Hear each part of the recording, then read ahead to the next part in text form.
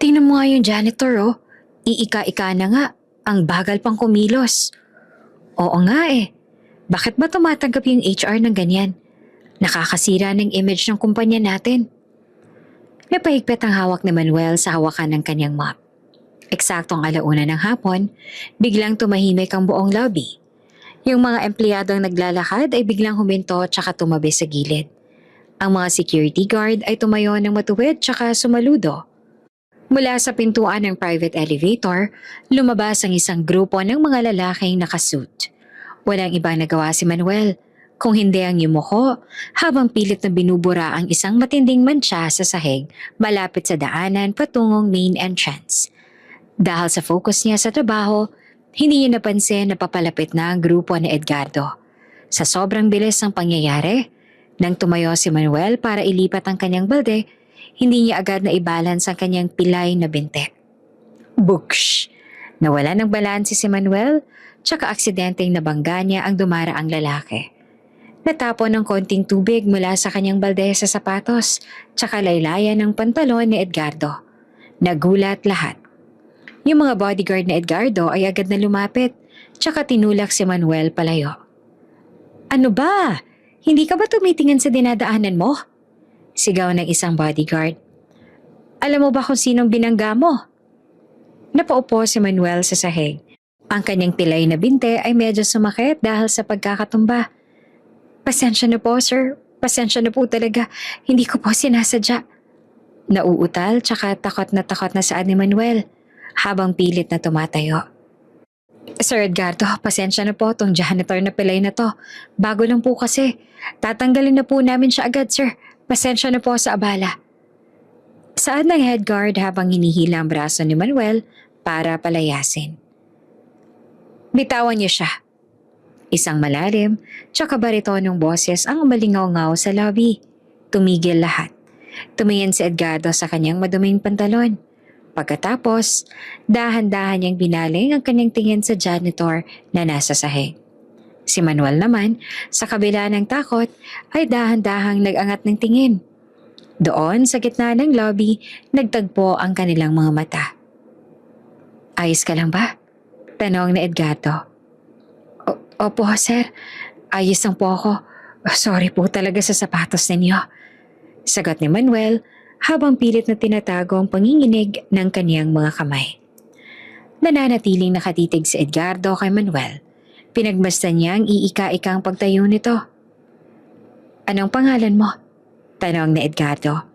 Habang ang mga bodyguard niya ay nagtataka kung bakit nakikipag-usap ang kanilang big boss sa isang hamak na janitor. Manuel po, sir. Manuel Binuchinta. Sagot ng binata. Sige, bumalik ka na sa trabaho mo. Mag-iingat ka sa susunod. Huling saad ni Edgardo bago tumalikod tsaka naglakad palayo. Naiwan si Manuel na nakatayo sa gitna ng lobby habang ang mga guard naman ay masayang nakatingin sa kanya. Pero sa loob ni Manuel, may kakaibang pakiramdam din siyang naramdaman. Ano kayang ibig sabihin nito?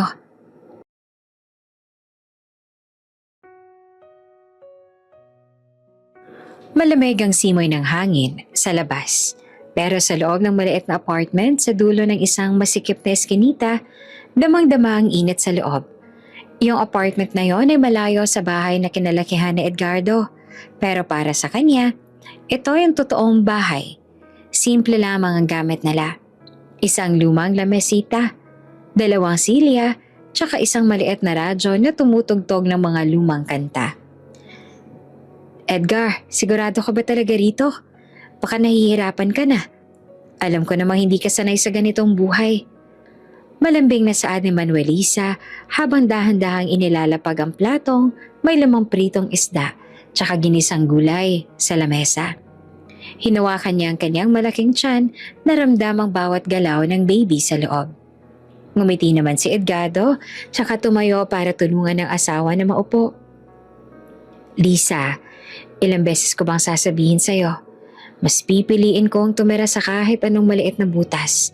Basta't kasama kita, tsaka ang anak natin. Yung yaman ng pamilya ko, walang kwenta yon kung mawawala ka naman sa akin. Masaya ako rito. Totoo na masaya ako sa ganitong buhay.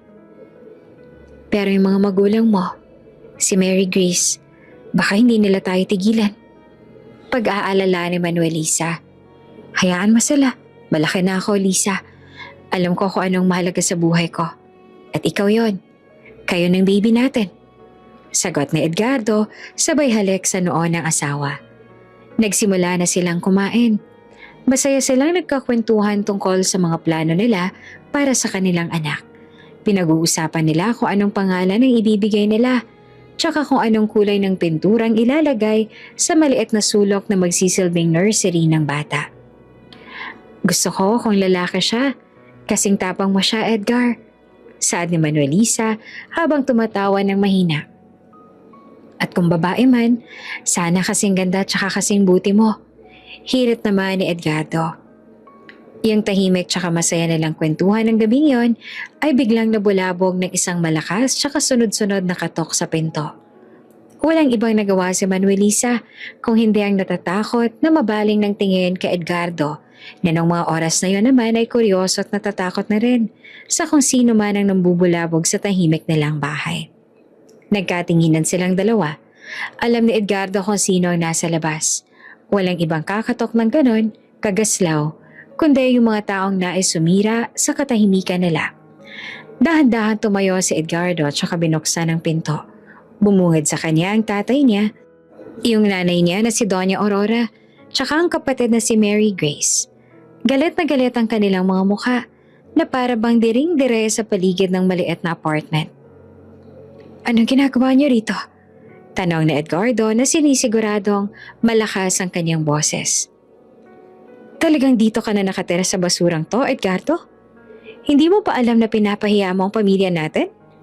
Singhal ng tatay niya habang pumapasok sa loob ng walang pahintulot. Wala akong pakialam sa pangalan ng pamilya natin. Kung ang kapalit nun ay ang kaligayahan ko. Sagot ni Edgardo. Lumapit si Mary Grace kay Manuelisa na nakaupo pa rin sa hapagkainan. Tiningnan niya ito mula ulo hanggang paa na may halong pandidiri. At ikaw, babae ka. Akala mo ba talaga magiging parte ka ng pamilya namin? Tingnan mo nga ang sarili mo. Hampas lupa ka lang naggagamitin ng kapatid ko para makaahon sa hirap. Hindi totoo yan, Mary Grace. Mahal namin ang isa't isa. Pagtatanggol ni Manuelisa kahit na nanginginig ang kaniyang boses. Inilabas ng tatay ni Edgardo ang ilang makakapal na dokumento mula sa kanyang bag at saka ibanilibag ito sa lamesa sa tapat mismo ng pagkain ni na Edgardo. Pirmahan mo to, Edgardo. Ito ang waiver ng lahat ng mamanahin mo kung hindi mo iiwan ang babaeng yan ngayon din. At para sa iyo naman, Manuelisa, ito ang mga dokumento na magpapatunay na kaya naming bawiin lahat. Pati na ang kaligtasan ninyo. Kung hindi ka lalayo sa anak ko. Banta ng matanda. Tinatakot niyo ba kami? Galit na tanong ni Edgardo. Kahit anong papel pang ilabas ninyo, hindi ko iiwan si Manuelisa. At lalong hindi niyo siya pwedeng saktan. Edgardo anak, mag-isip ka naman. Sigaw ng nanay niya. Nadudungisan ang pangalan natin dahil sa pagpili mo sa isang hamak na babaeng to. Isipin mo na lamang reputasyon ng pamilya natin at hindi tong kalokohan to. Reputasyon? Yun lang ba mahalaga sa inyo? Paano naman ang nararamdaman ko? Paano yung apo ninyo na nasa sinapupunan ni Manuelisa? Balik na tanong na Edgardo. Hindi namin kikilalanin ng batang yan bilang kadugo namin kung galing siya sa isang tulad niya. Matalim na saad ni Mary Grace habang nakaturo kay Manuelisa. Wala siyang karapatan sa yaman natin. Huminga ng malalim si Edgardo, tsaka hinawakan ng mahigpit ang kamay ni Manuelisa. Kung ganon, wala na tayong dapat pag-usapan pa. Umalis na kayo rito. Hindi namin kailangan ang yaman ninyo. At mas lalong hindi namin kailangan ang mga dokumentong yan. Magsisisi ka, Edgardo. At sa oras na maghirap kayo, tsaka wala na kayong makain, huwag kang babalik sa amin na lumuluha. Bantaan ng tatay niya bago tumalikod para lumabas. Sumunod na rin ang nanay niya na tuloy-tuloy ang pagikbe dahil sa galit at hiya. Pero si Mary Grace ay naiwan pa ng ilang sandali sa loob ng pinto. Tumingin siya sa paligid ng apartment na parang may hinahanap. Hanggang sa magtagbo ang paningin nila ni Manuelisa. Lumapit si Mary Grace ng konti. Sapat lang para siya lang ang makarinig ng sasabihin niya. Habang abala si Edgardo sa pagsasara ng pinto sa likod ng kaniyang mga magulang, mabilis na bumulong si Mary Grace kay Manuelisa. Akala mo ba na nanalo ka na dahil pinili ka niya? Bulong ni Mary Grace na may kasamang nanilisik na mga mata. Tandaan mo to, Manuelisa. Hindi ako papayag na ang isang katulad mo ang sisira sa pamilya namin. Sisiguraduhin kong hindi mo mapapakinabangan ang kapatid ko. At mas lalong hindi isisilang ng maayos ang batang yan. Maghanda ka dahil hindi pa dito natatapos ang lahat. Napasinghap si Manuelisa tsaka napahawak sa kanyang dibdib sa sobrang takot. Hindi siya makapagsalita habang pinapanood niyang lumabas si Mary Grace na may ngisi sa mga labi. Nang tuluyan ng makaalis ang pamilya niya, agad na binalingan ng tingin ni Edgardo ang asawa. Lisa, ayos ka lang ba? Anong sinabi niya sa'yo? Umiling si Manuelisa. Pilit na tinatago ang takot na nararamdaman. Wala, Edgar. Sabi niya lang na magsisisi raw tayo. Pero ayos lang ako. Huwag ka mag-aalala. Huwag mo silang intindihin. Nandito ako. Walang mangyayaring masama sa inyo. Pangako ni Edgardo habang niyayakap ang asawa. Pero sa dilim ng gabi, habang nakatingin si Manuelisa sa bintana, hindi niya maalis sa isip ang mga mata ni Mary Grace. Alam niyang hindi lang basta pananakot ang mga salitang binitawan ng hipag niya. Isang malaking banta iyon na magpapabago sa buhay nila magpakailanman. Edgar, tawag ni Manuelisa. Bakit mahal? Ipangako mo sa akin na kahit anong mangyari, poprotektahan mo yung anak natin, ha? Oo naman, Lisa. Poprotektahan ka siya sa abot ng makakaya ko. Poprotektahan ko kayong dalawa. Pangako yan. Sa kabila ng mga salitang yon, hindi mapigilan ni Manuelisa ang manginig sa takot dahil alam niyang hindi na magiging tahimik ang buhay nila, lalo na sa banta sa kanya ni Mary Grace. Habang nagliligpit sila ng pinagkainan, hindi mawala sa isip ni Manuelisa ang bawat dokumentong nakita niya sa lamesa. Alam niyang hindi titigil ang pamilya ni Edgardo hanggat hindi sila napaghihiwalay na dalawa. Pero sa bawat haplos niya sa kanyang tiyan, nararamdaman niya ang lakas na kailangan niya para lumaban. Para kay Edgardo at saka para sa batang malapit ang lumabas sa mundong puno ng galit tsaka paghihigante. Lumalalim na ang gabi, pero hindi naman makatulog si Manuelisa. Bawat kalusko sa labas ng kanilang pinto ay para bang nakakapagpatalon sa kanya. Alam niyang hindi pa doon matatapos ang lahat. Kaya naman sa ayaw at sa gusto nilang dalawa ni Edgardo, kailangan pa rin nilang mag-ingat na dalawa. Lumipas ang ilang buwan na puno ng pag-iingat tsaka kaba para kay Manuelisa. Kahit na pilit na pinapakita ni Edgardo na ligtas sila, hindi pa rin mawala sa isip ng babae ang banta ni Mary Grace noong gabing yon sa kanilang apartment. Dumating ang araw na hindi na makayanan ni Manuelisa ang sakit ng kanyang tiyan. Agad siyang sinugod ni Edgardo sa ospital.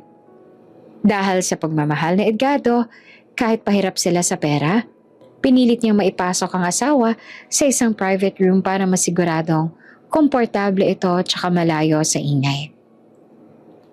Matapos ang ilang oras sa paghihirap sa labor room, matagumpay na naisilang ni Manuelisa ang isang malusog na sanggol na lalaki.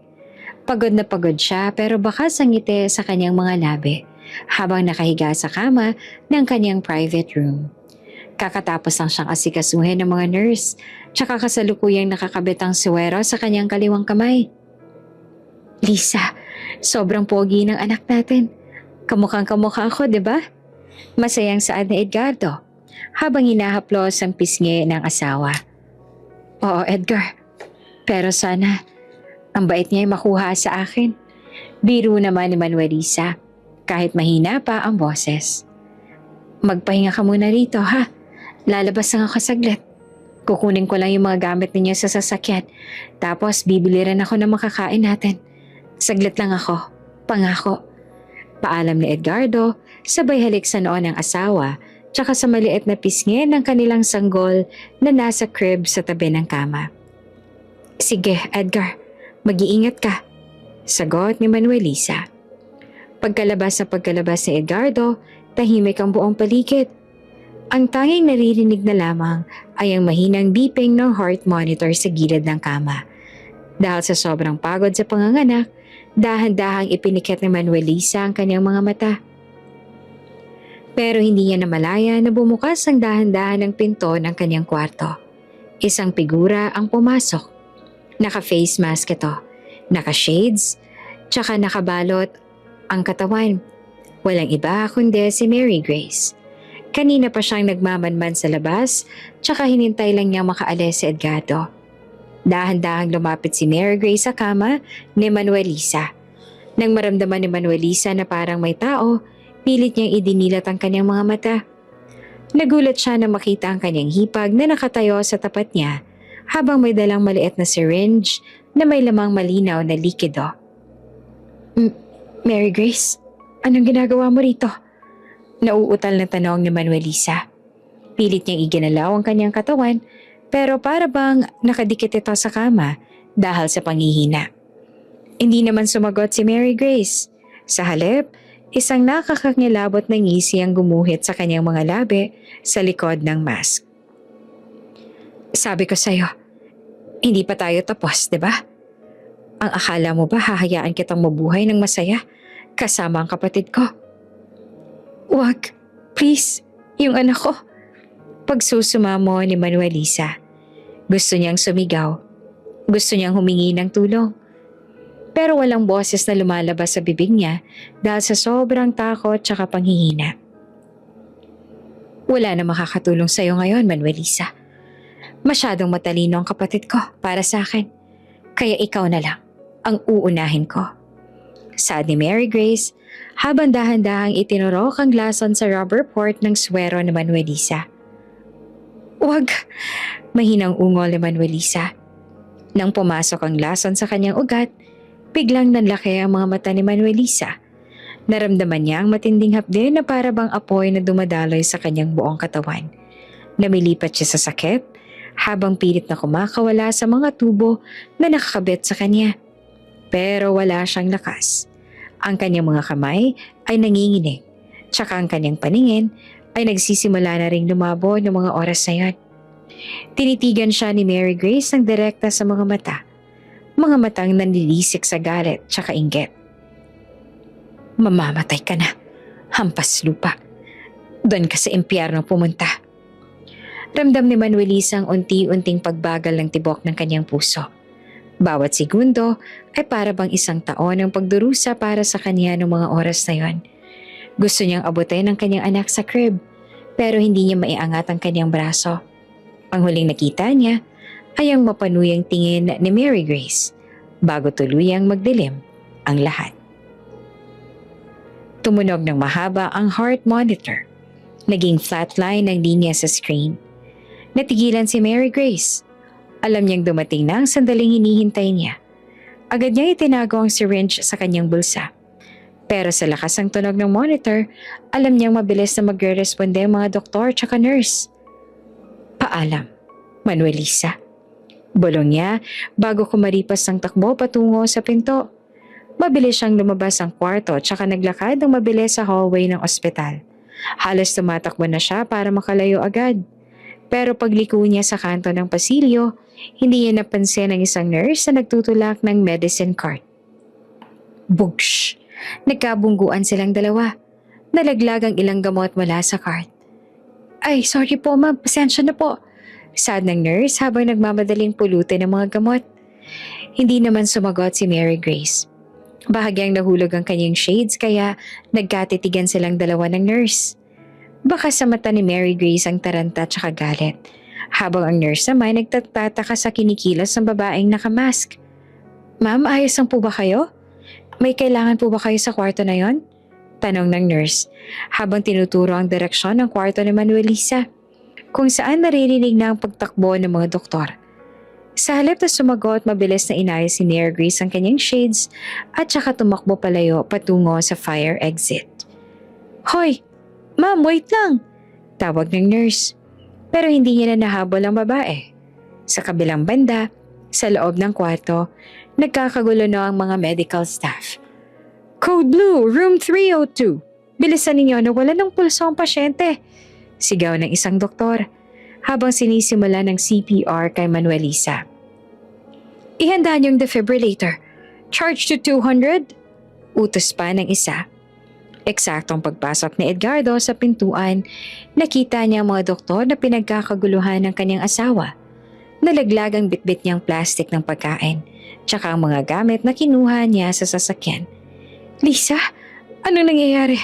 Lisa?"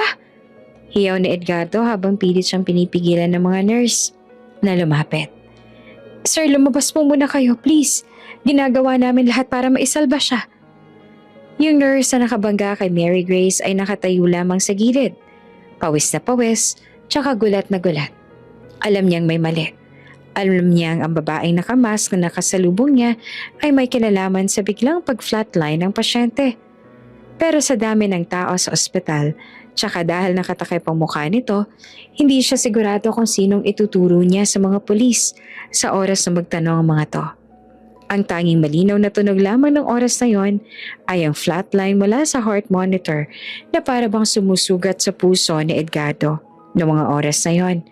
Habang si Mary Grace naman ay may ngisi na sa labi habang mabilis na tumatakas palayo sa ospital na yon. Himalang nakaligtas si Manuelisa kahit idineklara ng flatline ng puso niya. Hindi sumuko ang mga doktor hanggang sa muling tumibok ito. Pero ang tagumpay na yon ay may kaakibat na kapalit. Yung laso na itinurok ni Mary Grace ay nagdulot ng matinding pinsala sa nervous system niya. Nagising si Manuelisa matapos ang ilang araw pero hindi na siya yung dating masiglang babae. Paralisado na ang buong katawan niya mula leeg pababa. Tsaka kahit anong pilit niyang bumuka ang bibig, walang boses na lumalabas. Napipi siya dahil sa trauma. Tsaka epekto na rin ng kemikal sa kanyang lalamunan. Dahil sa nangyari, lalong naging tutok si Edgardo sa pag-aalaga sa kanya tsaka sa kanilang baby. Nagrenta siya ng mas maayos na lugar na malapit sa ospital para sa therapy ni Manuelisa. Araw-araw, si Edgardo nagpapalit ng lampi ng bata.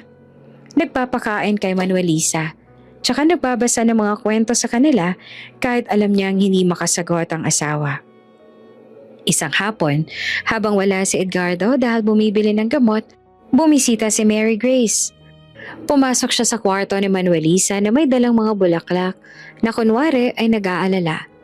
Ang mga mata ni Manuelisa ay nanlaki sa takot nang makita ang hipag. Gusto niyang sumigaw, gusto niyang ituro ito, pero tanging luha lang ang lumalabas sa kanyang mga mata habang bahagyang nanginginig ang kaniyang mga daliri.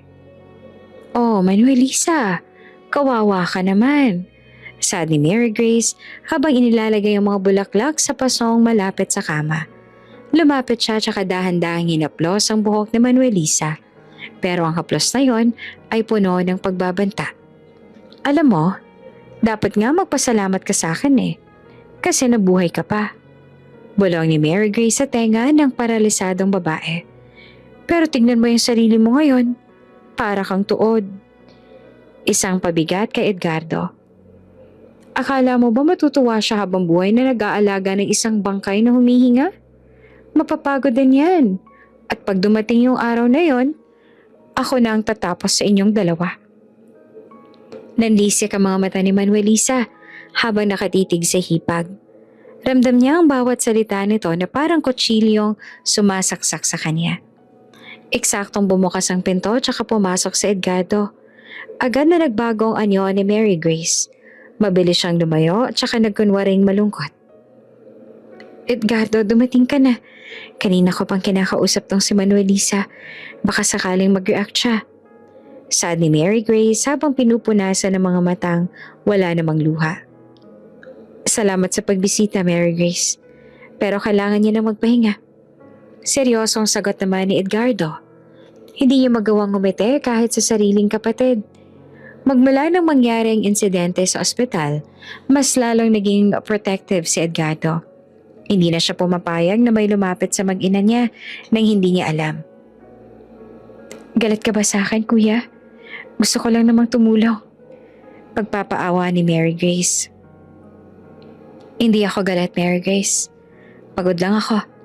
At kailangan ko lang siguraduhin na walang ibang mangyayaring masama sa pamilya ko. Masyado ng maraming pinagdaanan ni Lisa. Saad ni Edgardo habang inaayos ang kumot ng asawa. Napansin naman ni Mary Grace ang higpit ng hawak ni Edgardo sa kamay ni Manuelisa. Sa halip na mawala ang mag-ina sa buhay nito, lalo lang silang naging sentro ng mundo ni Edgardo. Mas lalong nag-alab ang galit at inggit sa puso ni Mary Grace. Pakiramdam niya, ninanakaw ni Manuelisa ang atensyong dapat ay sa kanya. Pag-uwi ni Mary Grace sa mansyon ng gabing yon, nadatnan niya ang tatay niya sa study room. Papasok sana siya para humingi ng pera nang marinig niyang may kausap ito. Sumilip siya sa bahagyang nakabukas sa pinto. Nandoon ang abogado ng pamilya. Sigurado po ba kayo rito, sir? Tanong ng abogado. Oo, ayusin mo yung mga dokumento. Binabago ko na yung last will and testament ko. Sad ang tatay niya. Si Edgardo lang ang tanging inaasahan ko sa negosyo. At yung apo ko, kahit pa sa labas yun ang galing, siyang magpapatuloy ng pangalan namin. Lahat ng yaman ng pamilya ko, yung mga share sa kumpanya, yung mga lupain, pati itong mansyon, mapupunta lahat kay Edgardo at saka sa anak niya. Napatakip ng bibig si Mary Grace. E paano naman po si Mary Grace? Tanong ng abogado. Si Mary Grace? Alam naman nating lahat na patapon ng buhay ng batang yan. Wala siyang alam sa negosyo kundi ang maglustay ng pera. Bibigyan ko siya ng maliit na allowance buwan-buwan. Sapat na yon para mabuhay siya. Pero ang kontrol sa yaman, kay Edgardo lahat yan. Sagot ng tatay niya nang walang pag-aalinlangan. Nanginginig sa galit si Mary Grace habang nakikinig sa labas. Palaging ganito. Palaging si Edgardo ang magaling. Palaging si Edgardo ang bida. Kahit pa nagrebelde ito tsaka tumira sa maliit na apartment, ito pa rin ang paborito nila. At ngayon, pati yung anak nito na galing sa mahirap na babae, yung magmamana ng lahat? Hindi pwede to. Bulong ni Mary Grace sa sarili habang naglalakad palayo sa study room. Hindi ako papayag na mapunta sa kanila lahat habang ako magiging parang pulubi na umaasa sa limos. Doon na nabuo sa isip ni Mary Grace ang isang masamang balak. Hindi na lamang si Manuelisa ang kailangang mawala. Kung mapapatay niya ang mag-ina, siguradong kay Edgardo pa rin mapupunta ang yaman. At kung mapapatay niya rin si Edgardo, siya na lang ang matitirang tagapagmana. Kung kailangang ubusin ko kayong lahat para makuha ang akin, gagawin ko. Saad niya sa dilim habang ang kanyang mga mata ay puno ng kagustuhang pumatay. Dahil sa bigat ng mga nangyari nitong mga nakaraang buwan, napansin ni Edgardo na para bang lalong nanlalayo ang tingin ni Manuelisa. Gusto niyang bigyan ng pagkakataon ng asawa niya na makalanghap ng sariwang hangin tsaka makita ang ganda ng kalikasan, kahit man lang sa loob ng sasakyan. Nagdesisyon si Edgardo na mag-out of town sila patungo sa probinsya para makapag-relax ang pamilya niya. Lisa, tingnan mo, inihanda ko na yung mga gamit natin. Pupunta tayo sa Baguio. Gusto ko makakita ka ng maraming puno tsaka maramdaman yung malamig na simoy ng hangin. Alam ko na makakatulong to sa paggaling mo. Masayang saad na Edgardo habang inaayos ang buhok ng asawa. Tumitig lamang si Manuelisa sa kanya. Ang mga mata nito ay puno ng pasasalamat pero may halong kaba. Bago sila sumakay sa kotse, may kinuha si Edgardo mula sa kanyang bulsa. Isang puting panyo na may borda ng pangalan ni Manuelisa sa gilid. Si Edgardo mismo ang nagpapagawa nito bilang regalo sa kanya. Para hindi ka masyadong pagpawisan. Tsaka para alam mong lagi kitang hawak, sabi ni Edgardo. Maingat niyang tinali ang panyo sa kanyang kamay ni Manuelisa. Tinitiyak na hindi ito mahuhulog pero hindi rin masyadong mahigpit. Ayan, para ka nang may ribbon. Ang ganda mo pa rin, Lisa. Isinakay niya si Manuelisa sa passenger seat tsaka maingat na inilagay ang baby sa baby car seat sa likuran. Hindi nila alam, habang nag-e-empake sila kanina, palihim na pumunta si Mary Grace sa garahe. Gamit ang isang cutter, mabilis siyang pinutol ang brake line ng sasakyan ni Edgardo. Sapat lang, para hindi agad mapansin pero bibigay kapag mabilis na ang takbo. Nagsimula na silang bumiyahe. Masaya si Edgardo habang nagmamaneho. Paminsan-minsan ay hinahawakan niya ang kamay ni Manuelisa na may nakataling panyo. Malapit na tayo, mahal, konting tiis na lang. Nang makarating sila sa isang zigzag road na napapalibutan ng malalim na bangin, napansin ni Edgardo na parang bumibilis ang sasakyan pababa. Teka, bakit parang ayaw kumagat ng preno? Sinubukan niyang itapak ang paa sa pedal. Pero lumubog lang to hanggang sa sahig. Lisa, walang preno. Ayaw tumigil ng sasakyan. Natatarantang pinilit na Edgardo na ikabig ang manibela para iwasan ang mga paparating na sasakyan tsaka ang gilid ng bundok. Diyos ko, tulungan ninyo kami, sigaw niya. At dahil sa bilis ng takbo tsaka sa korbada ng daan, tuluyan ang nawalan ng kontrol ang sasakyan. Humampas ang gulong sa gilid ng kalsada tsaka tuluyan silang tumalon sa malalim na bangin. Nagpagulong-gulong ang kotse sa matarik na gilid. Maririnig ang pagbasag ng mga salamin tsaka ang paglukot ng bakal ng sasakyan. Bugsh! Black! Sa bawat pagulong tumatama ang ulo ni Edgardo sa kung saan-saan hanggang sa tuluyan na siyang mawala ng malay. Si Manuelisa naman, kahit paralisado, ay pilit na ginagalaw ang kanyang katawan para yakapin ang crib ng anak sa likod. Isang huling proteksyon para sa anak niya. Sa tindi ng impact, natagal ang panyong nakatali sa kamay ni Manuelisa. Tsaka nalaglag ito sa sahig ng sasakyan na punong-puno na ngayon ng mga dugo at usok. Tumigil ang sasakyan sa ilalim ng bangin. Nakatiwarek tsaka halos wasak ng unahan. Nananaig ang katahimikan. Maliban sa mahinang usok na lumalabas sa makina, si Edgardo ay duguan at walang malay sa driver's seat. Si Manuelisa naman nakasandal sa likod. Duguan ang mukha at wala ng malay. Pero ang himala ay nangyari sa sanggol. Dahil sa mahigpit na pagkakayakap ni Manuelisa sa car seat tsaka sa pagharang ng kanyang sariling katawan, walang natamang malalang sugat ang baby. Kahit na may bahay din ito ng dugo mula sa nanay niya. Umiiyak ang bata. Isang mahina tsaka gumagaralgal na iyak sa gitna ng nangyari. Sa gitna ng katahimikan, isang anino ang dahan-dahang bumaba sa bangin. Hindi ito rescuer. Naka-shades ito tsaka mabilis na lumapit sa wasak na bintana ng sasakyan. Tiningnan niya ang dugoang katawan ni na Edgardo tsaka Manuelisa na may malamig na tingin. Tapos na ang paghihirap ninyo.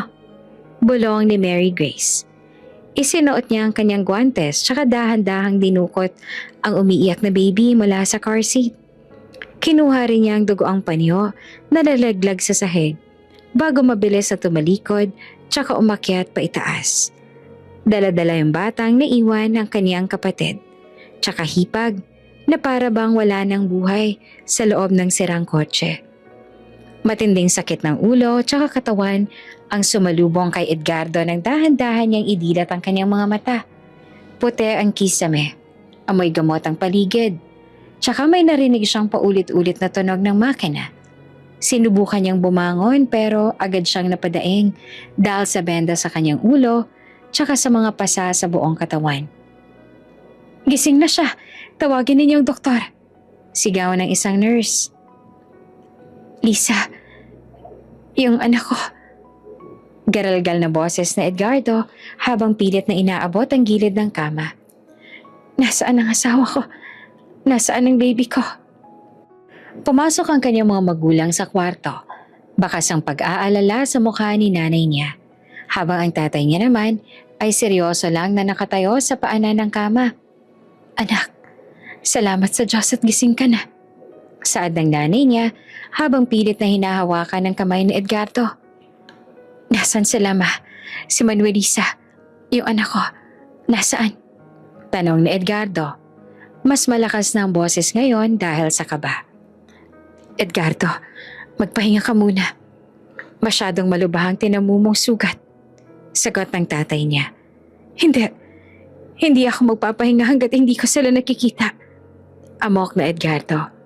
Tinanggal niya ang nakakabit na swero sa kanyang kamay kahit dumudugo ito. Bakit niyo ako inuna? Dapat silang niligtas ninyo. Silang mas kailangan ng tulong at hindi ako. Iniligtas ka ng rescuer dahil ikaw ang madaling makuha sa harap. Huwag mo kaming sigawan. Kami nagbayad ng lahat dito sa ospital.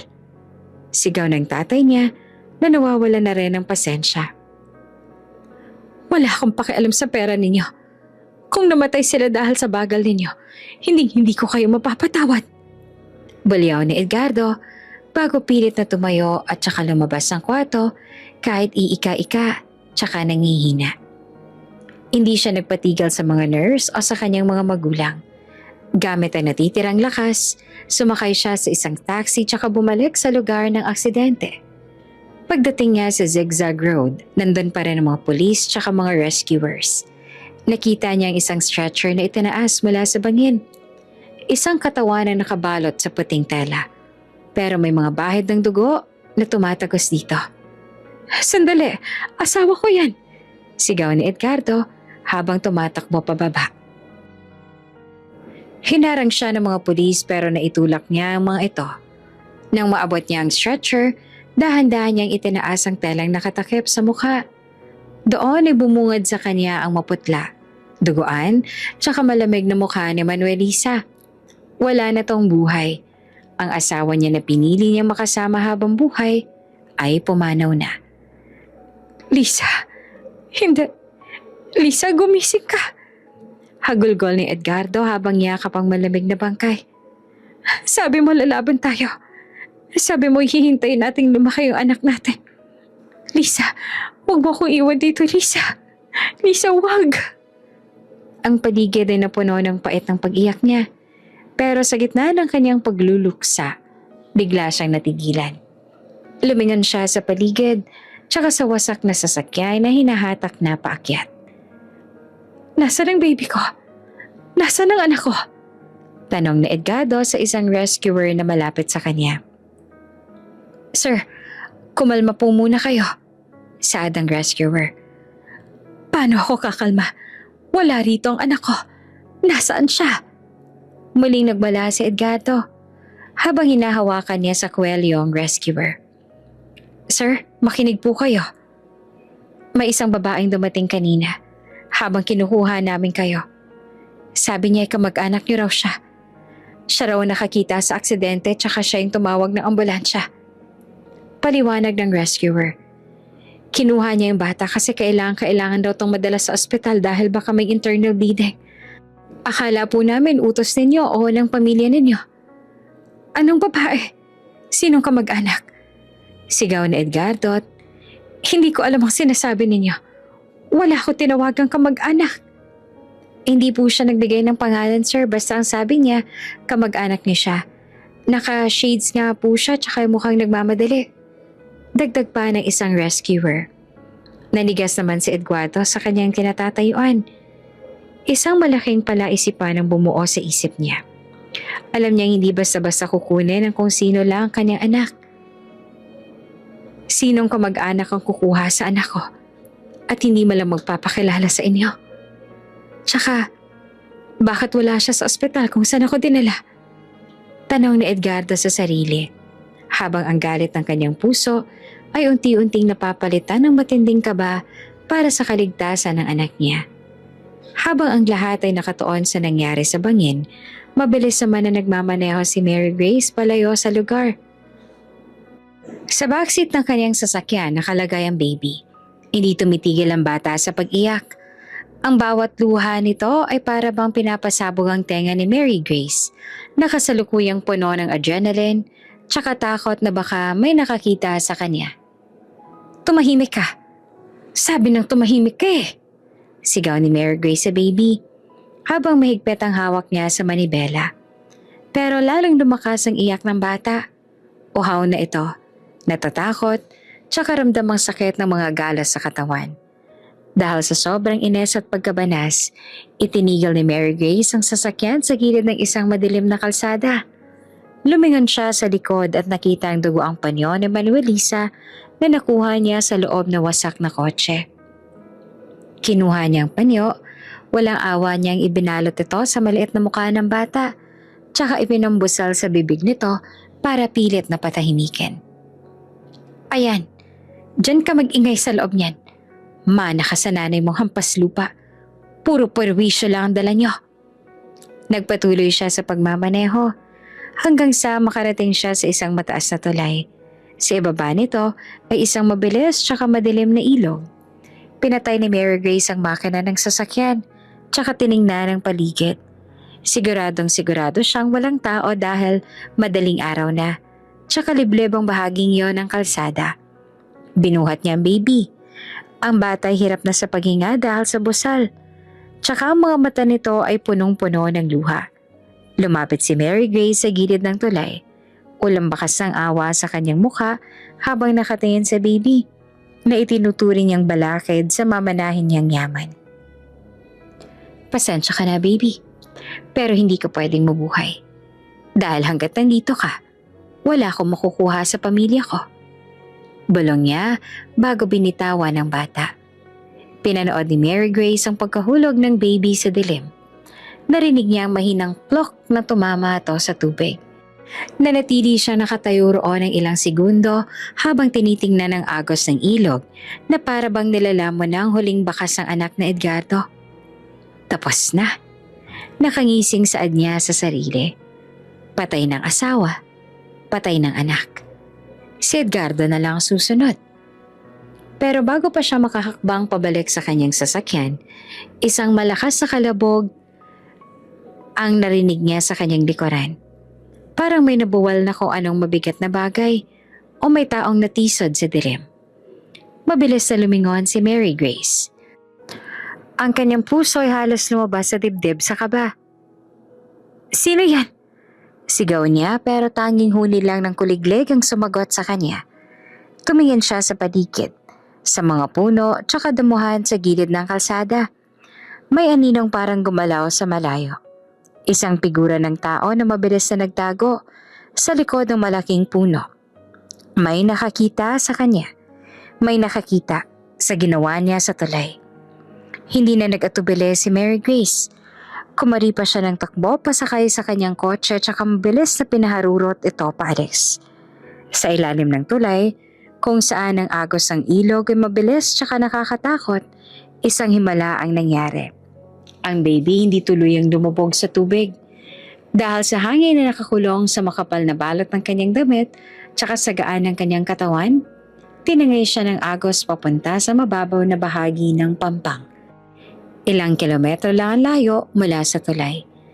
Eksaktong madaling araw noon ang lumabas ang mag-asawang sina Troy tsaka Marisa para manguha ng mga kangkong tsaka basura na pwede pang ibenta. Hirap sa buhay ang dalawa. Nakatira lamang sa isang barong-barong malapit sa ilog, pero bosilak ang kalooban nila. Troy, sandali. Narinig mo ba yon? Hinto ni Marisa habang bitbit ang kanyang sako. Ano yon, Marisa? Baka pusa lang yan sa tabi-tabi. Sagot ni Troy habang hinihilang isang pirasong kahoy mula sa tubig. Hindi parang iyak ng bata. Pakinggan mo. Pilit ni Marisa. Tumahibik sila ng ilang sandali. Isang mahina, gumagaralgal, tsaka paos na iyak ang narinig nila. Mula sa kumpol ng mga dumi tsaka damo sa pampang. Nagmamadaling lumapit si Marisa. Tsaka halos mapatili siya na makita ang isang maliit na kamay na kumakawala sa basang tela. Diyos ko, Troy, may bata! May baby dito! Sigaw ni Marisa. Agad nilang binuhat ang bata. Nanlalamig ito tsaka nangingitim ang mga labi. Laking gulat nila na makita ang isang puting panyo na nakabusal sa bibig nito na animong nakatali ng mahigpit kaya hirap huminga ang baby. Sinong gagawa nito sa isang bata? Napakasama nila. Galit na saad ni Troy habang dahan-dahang tinanggal ang busal. Nang maalis ang panyo, lalong naging malinaw ang iyak ng bata. Pero napansin nila na hindi maigalaw ng sanggol ang kanyang kaliwang binti. Nakatagilid ito ng hindi normal. Isang malalang bali dahil sa taas ang pinagbagsakan nito galing sa tulay. Troy, kailangan natin siyang madala sa doktor. Tingnan mong binti niya, parang bali. Pag-aalala ni Marisa. Dinala nila ang bata sa kanilang barong-barong, tsaka sinubukang painitin ang katawan nito. Nilinis nila ang putik tsaka dugo sa mukha ng baby. Habang nilalabhan ni Marisa ang panyong nakabusal kanina, napansin niya ang isang borda sa gilid nito. Manuelisa, Troy. May nakasulat na Manuelisa rito sa panyo. Baka ito ang pangalan ng nanay niya. Saad ni Marisa habang pinapakita ang borda. Lalaki naman ang baby na to. Sige, dahil yan ang nakasulat sa panyo, Manuel na lang itawag natin sa kanya. Pasya ni Troy. Sinubukan nilang dalhin si Manuel sa isang maliit na klinik. Pero nang malaman nilang kailangan ng operasyon para maituwid ang binti nito, nawalan sila ng pag-asa. Libo-libong piso ang kailangan. Pera na kahit kailan ay hindi nahawakan ng mag-asawa. Wala tayong perang ganong kalaki sa operasyon. Marisa, kahit ibenta ko pa tong barong-barong natin, hindi sasapat yan para sa operasyon. Malungkot na sabi ni Troy habang tinititigan ng bata na mahimbing nang natutulog matapos mapainom ng gatas na hiningi lang nila sa kapitbahay. Hayaan ba natin ganito siya habang buhay? Tanong ni Marisa na umiiyak na. Gagawa tayo ng paraan para gumaling yung mga sugat niya. Pero yung binti niya, mukhang hindi na talaga ito matutuwid. Puntong hininga ni Troy. Lumipas ang mga linggo at saka buwan. Sa kabila ng kakulangan sa gamot, gumaling yung mga galos si Manuel dahil sa pag-aalaga ni na Troy at saka Marisa. Itinuring nila itong parang tunay na anak.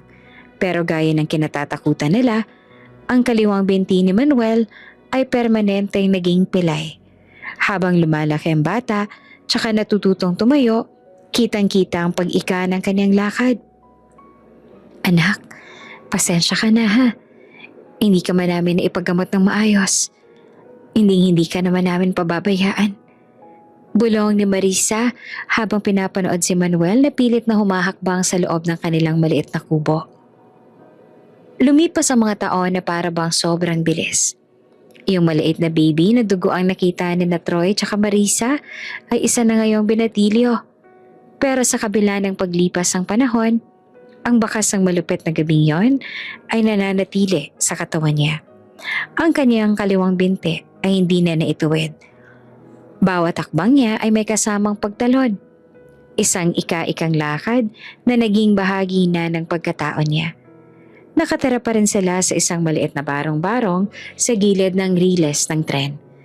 Kahit nasalat sa material na bagay, hindi nagkulang sa pagmamahal ang mag-asawa sa kanya. Para kay Manuel, sila ang tunay niyang mundo. Manuel, anak, dahan-dahan lang sa pagbubuhat niyan, baka mapuwersang binti mo.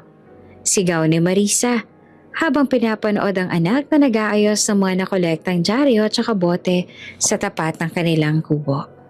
Ngumiti naman si Manuel, isang ngiting kasing ningning ng umaga sa kabila ng dumi sa kanyang mukha. Ayos ang poko, Nay. Sanay na po yung binti ko rito. Kailangan nating matapos to para maibenta na natin kay Mang Tasha tsaka may pambili tayo ng bigas mamaya. Napakasipag mo talagang bata ka. Mahala ka sa tatay mo. Saad ni Marisa habang hinahaplos ang likod ng anak. Pero hindi laging masaya ang buhay sa labas ng kanilang maliit na bahay. Sa tuwing lalabas si Manuel para pumasok sa school o tumulong sa pangangalakal, hindi nawawala ang mga matang nakatingin ng may halong pait tsaka pangungutya sa kanya. Ang mga bata sa kanilang barangay ay madalas siyang gawing tampulan ng tukso. Oh, ayan na si Manuel Pilay, tagilid na naman ang mundo. Sigaw ng isang grupo ng mga kabataan habang naglalakad si Manuel patungo sa junk shop. Hindi naman sumasagot si Manuel. Itinoon na lang niya ang kanyang paningin sa kalsada habang pilit na binibilisan ang bawat iika-ikang hakbang. Sanay na siya sa tawag na pilay, lumpo, tsaka iika-ika. Masakit, oo. pero lagi niyang naaalala ang turo ni na Troy tsaka Marisa sa kanya. Manuel, makinig ka sa akin. Sabi ni Troy sa kanya isang gabi habang naghahapunan sila ng tuyo tsaka kanin. Yung kapansanan sa paa, hindi yan kapansanan sa puso. Mas mabuti nang maglakad ng iika-ika pero diretso ang dangal. Kesa naman sa taong maayos ang lakad pero baluktot naman ang budi. Ang mahalaga, ang busilak na puso, anak. Yan ang hindi mananakaw sa'yo. Opo, tay. Hindi ko po sila papatulan. Sagot ni Manuel noon. Isang gabi, habang nag-aayos ng kanyang mga gamit sa isang lumang karton na nagsisilbing cabinet, kinuha ni Manuel ang isang bagay na itinago niya sa loob ng maraming taon. Ito ay ang puting panyo. Kupas na ito na may mga mantsa ng lumang dugo na hindi na natanggal kahit ilang beses labhan. Pero malinaw pa rin ang borda sa gilid. Manuelisa. Ito ang panyong nakabusal sa kanya nung baby pa siya. Sabi ni Marisa, ito ang tanging damit na kasama niya nung makita siya sa Pampang. Para kay Manuel, ito ang tanging koneksyon niya sa nakaraan niya, sa mga magulang na hindi niya nakilala. Nay, sa tingin niyo po ba, buhay pa yung totoong nanay ko? Tanong ni Manuel habang pinagmamasdan ng panyo sa ilalim ng liwanag ng isang gasera. Napabuntong hininga naman si Marisa tsaka lumapit sa kanya. Hindi natin alam, anak. Pero kung sino man ang nagmamay-ari ng panyong yan, siguradong mahal na mahal ka niya. At siguro, kung nasan man siya, pinapanood ka niya. Sana po magkita na kami balang araw. Gusto ko lang pong itanong kung bakit ako napunta sa ilog. Bulong ni Manuel. Isang buntong hininga lang pinakawalan ni Manuel bago siya tuluyang nakatulog. Pero ang kanyang panaginip ay hindi naging tahimik. Sa kanyang panaginip napapaligiran siya ng puting usok. Sa gitna ng usok na yon, may isang babaeng nakasuot ng mahabang puting damit. Hindi niya makita ng malinaw ang mukha nito. Pero nararamdaman niya ang matinding kalungkutan na nagmumula rito. Ang babae ay umiiyak. Bawat ikbinata sa kanya ay para bang sumusikip ang puso ni Manuel sa tuwing maririnig lahat ng yon. Dahan-dahang itinaas ng babae ang kanyang kamay tsaka tinuro ang isang direksyon. Sinanda naman ni Manuel ang tinuturo nito. Sa dulo ng paningin niya, nakita niya ang isang building. Isang building na gawa sa salamin tsaka bakal. Alam niya ang building na yon dahil kilala yon sa lugar nila. Nagising si Manuel na pawis na pawis. Ang kanyang puso ay mabilis ang tibok. Napahawak siya sa panyong nasa tabi ng kanyang unan. Bakit niya napapanaginipan ng building na yon? Tsaka sino ang babaeng nakaputi na para bang humihingi ng tulong sa kanya? Anong ibig sabihin nun? Tanong ni Manuel sa sarili habang nakatingin sa dilim. Sa mga sumunod na araw, hindi nawala sa isip ni Manuel ang building na iyon. Habang naglalakad siya sa mga kalye ng Maynila para mangalakal, paminsan-minsan ay natatanaw niya ang tuktok ng building mula sa malayo. Isang araw, makakapunta rin ako dyan. Bulong ni Manuel sa sarili. Hahanapin ko ang sagot sa kung sino ba talaga ako. Maraming taon na ang lumipas, simula nang mangyari ang lahat. Si Edgardo hindi na yung masiyahin, tsaka mapagmahal na lalaking nakilala ni Manuelisa noon. Ang kanyang mga mata na dati puno ng ningning ay naging malamig tsaka matigas na parang bato.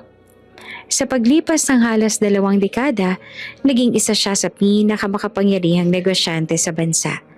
Pero kahit na ganon, malungkot pa rin siya sa tagumpay na meron siya. Sir, narito na po mga dokumentong hinihingi ninyo tungkol sa investigasyon. Saad ng kanyang personal assistant habang inilalapag ang isang makapal na folder sa lamesa. Hindi naman lumingon si Edgardo. Iwan mo dyan. Salamat. Magmula nang mamatay si Manuelisa tsaka mawala ang anak nila, hindi na tumigil si Eduardo sa paghahanap ng katotohanan. Alam niyang hindi aksidente ang nangyari sa Zigzag Road sa loob ng maraming taon. Palihim siyang nag-ipon ng mga ebidensya, kumuha ng mga private investigator, tsaka binalikan ang bawat detalye ng trahedya. At sa huli, lahat ng ebidensya tumuturo sa isang tao, si Mary Grace. Natuklasan ni Edgardo na hindi lamang yon ang kanyang mag-ina ang binalak patayin ni Mary Grace. Maging ang kanilang mga magulang ay unti-unti ring nilaso ng babae sa pamamagitan ng pagpapalit ng kanilang mga gamot para mabilis ang pagkamatay ng mga to, tsaka makuha ang mana. Ang saksi na nakakita sa kanya sa tulay nung gabing yon, gabing tinapon ng babae ay natagpuan din na Edgardo. Isang dating palaboy na ngayon ay handa ng tumistigo laban sa kanya. Maging yung nurse na nakabanggaan niya sa ospital ay nagbigay na rin ng statement. At gaya ng nalaman niya sa palaboy, yun din ang nalaman niya sa nurse sa ospital nang mangyari yon kay Manuelisa. Isang gabi, sa tulong ng mga otoridad, isinagawa ang pag-aresto kay Mary Grace sa gitna ng isang party sa mansyon nila. Hiyawan tsaka bulungan ng namayani ng posasa ng dati ay tiningala ng lahat. Anong ibig sabihin nito, Edgardo? Kuya, bitawan niyo ako. Wala akong ginagawa. Sigaw ni Mary Grace habang pilit na kumakawala sa mga pulis. Tapos ng pagpapanggap mo, Mary Grace. Malamig na saad ni Edgardo habang nakatayo sa harap niya. Alam ko na lahat. Yung preno ng sasakyan ko, ang laso na swero ni Manuelisa, tsaka ang pagpatay mo kina mama, tsaka papa para sa pera. Hayop ka. Sarili mong dugot laman na gawa mong pagtangkaan. Wala kayong ebidensya. Gawa-gawa lang yan. Bulyaw ni Mary Grace, pero ang kanyang mga mata ay kakikitaan na ng matinding takot. May mga saksi ako. At may mga dokumento akong nakuha mula sa mga tauhan mong binayaran mo para manahimik. Sagot ni Edgardo. Mabulok ka sa kulungan. Habang sinasakay si Mary Grace sa presinto, bigla itong tumigil tsaka humarap kay Edgardo. Ang kanyang takot ay napalitan ng isang nakakakilabot na tawa. Isang tawang parang nababaliw na sa mga nangyayari. Sige, ipakulong mo ako, Edgardo. Akala mo ba mananalo ka na? Nanilisik ang mga mata ni Mary Grace. Kahit mabulok ako rito, hindi mo makikita ang anak mo. At huwag ka nang umasa. Matagal na siyang pinagpiyastahan ng mga isda sa ilog. Pinanonood ko siyang mahulog. Edgardo, pinanood ko siyang mamatay. Napahawak si Edgardo sa kanyang dibdib. Kahit alam niyang may posibilidad na patay na nga ang bata, iyong marinig yon mula sa mismong bibig ng pumatay ay para bang muling pumatay ng pag-asa niya. Dalhin niyo na yan, sigaw ni Edgardo habang pilit na tinatago ang panginginig ng kanyang boses. Nakaalis na ang mga pulis, pero ang mga salita ni Mary Grace ay paulit-ulit na umaalingaw-ngaw sa isip na Edgardo. Umupo siya sa gilid ng kalsada at saka napayuko. Kahit na ipakulong niya na ang mastermind, hindi pa rin buo ang pagkatao niya. Pakiramdam niya ay nabigo siya bilang ama tsaka asawa. Lisa, patawarin mo ako. Bulong niya sa hangin. Pero sa kabila ng sinabi ni Mary Grace, may maliit na bahagi sa puso ni Edgardo ang nagsasabing buhay pa ang kanyang anak. Kung buhay ka man, nasan ka? Tanong niya habang nakatingin sa malayo. Sa mga sumunod na buwan pagkatapos ng pagkakakulong ni Mary Grace, mas lalong naging tutok si Edgardo sa trabaho. Ito na lang ang paraan niya para makalimot. Pero bawat batang makikita niya sa kalsada ay para bang nagpapaalala sa kanya saan nawala niyang anak. Sir, kailangan na po natin ng dagdag na tauhan sa maintenance department para sa main lobby. Marami pong nagrereklamo na hindi na masyadong malinis ang mga salamin. Ulat ng kanyang operations manager. Mag-hire kayo ng kahit sino. Basta masipag tsaka mapagkakatiwalaan. Hindi ko kailangan ng matalino. Kailangan ko lang ng taong marunong magpahalaga sa trabaho. Sagot ni Edgardo nang hindi tumitingin sa manager. Nay, Tay, tanggap na ako bilang janitor sa malaking building na yon. Masayang balita ni Manuel kina Marisa at saka Troy. Mag-ingat ka roon anak ha, malaking lugar yon, baka mapagod yung binti mo. Paalala ni Marisa. Ayos lang po ako. Basta para sa inyo kakayanin ko. Sagot ni Manuel. Nagsimula ang unang araw ni Manuel sa trabaho na may halong kaba at saka pananabik. Bitbit ang kanyang lumang backpack na naglalaman ng baong kanin tsaka tuyo. Dahan-dahan siyang pumasok sa malaking lobby ng building. Ang sahig ay gawa sa marmol na para bang salamin sa sobrang kintab. Tsaka ang malalaking kisame ay may mga nakasabit na chandelier. Para kay Manuel na lumaki sa gilid ng riles tsaka sa kubo na gawa sa pinagtagpi-tagping yero, ang makapasok sa ganitong klase ng lugar ay parang panaginip sa kanya. Tsaka pangarap na natupad. Hoy, ikaw! Yung pilay na janitor! Sigaw ng isang security guard na nakatayo malapit sa metal detector. Dito ang daan para sa mga service staff. Huwag kang humarang sa dadaanan ng mga big bosses. Baka madumihan mo pa yung carpet. Tumungo si Manuel. Pilit na binibilisan ang kanyang ika-ikang lakad. Pasensya na po sir, bago lang po ako rito. Mahinang saad niya. Kahit bago ka pa o dati, ayusin mo yung lakad mo. Para kang tutubin na nabalian ng pakpak. Tawa ng isa pang guard. Naghalakaka ng mga to habang pinapanood si Manuel na hirap ibalanse ang kanyang katawan habang bitbit ang mabigat na mop tsaka balde ng tubig. Hindi na lang kumibo si Manuel. Sanay na siya sa ganitong trato. Ang mahalaga sa kanya ay ang trabaho. Kailangan niyang kumita para sa gamot ni Marisa tsaka para sa pagkain ni na Troy. Ibinigay sa kanya ang trabaho na panatilihing malinis ang main lobby tsaka yung tapat ng mga elevator kung saan dumadaan ang mga pinakamataas na opisyal ng kumpanya. Sa buong umaga, walang ginawa si Manuel kundi ang maglampaso. Bawat bakas ng sapatos sa makintab na sahig ay agad niyang binubura. Habang nagtatrabaho, hindi niya naman mapigilang tumingin sa malaking portrait na nakasabit sa gitna ng lobby. Larawan niyon ng isang lalaki na may matikas na tindig, seryosong mukha, pero may bakas ng matinding lungkot sa mga mata. Edgardo Velasquez, CEO. Basa ni Manuel sa marker sa ilalim ng painting. Ang yaman siguro ng taong to. Bulong ni Manuel sa sarili habang pinupunasan ng salamin sa paligid ng portrait. Pero bakit parang hindi siya masaya? Dumaan ang mga oras at dumating ang dagsa ng mga empleyado para sa kanilang lunch break. Nagmisulang dagat ng mga taong nakabarong tsaka corporate attire ang lobby. Si Manuel naman ay nananatili sa isang sulok habang hinihintay na kumonte ang tao para malampaso ng mga natapon na kape tsaka putik mula sa labas. Tingnan mo yung janitor iika-ika na nga ang bakal pang kumilos.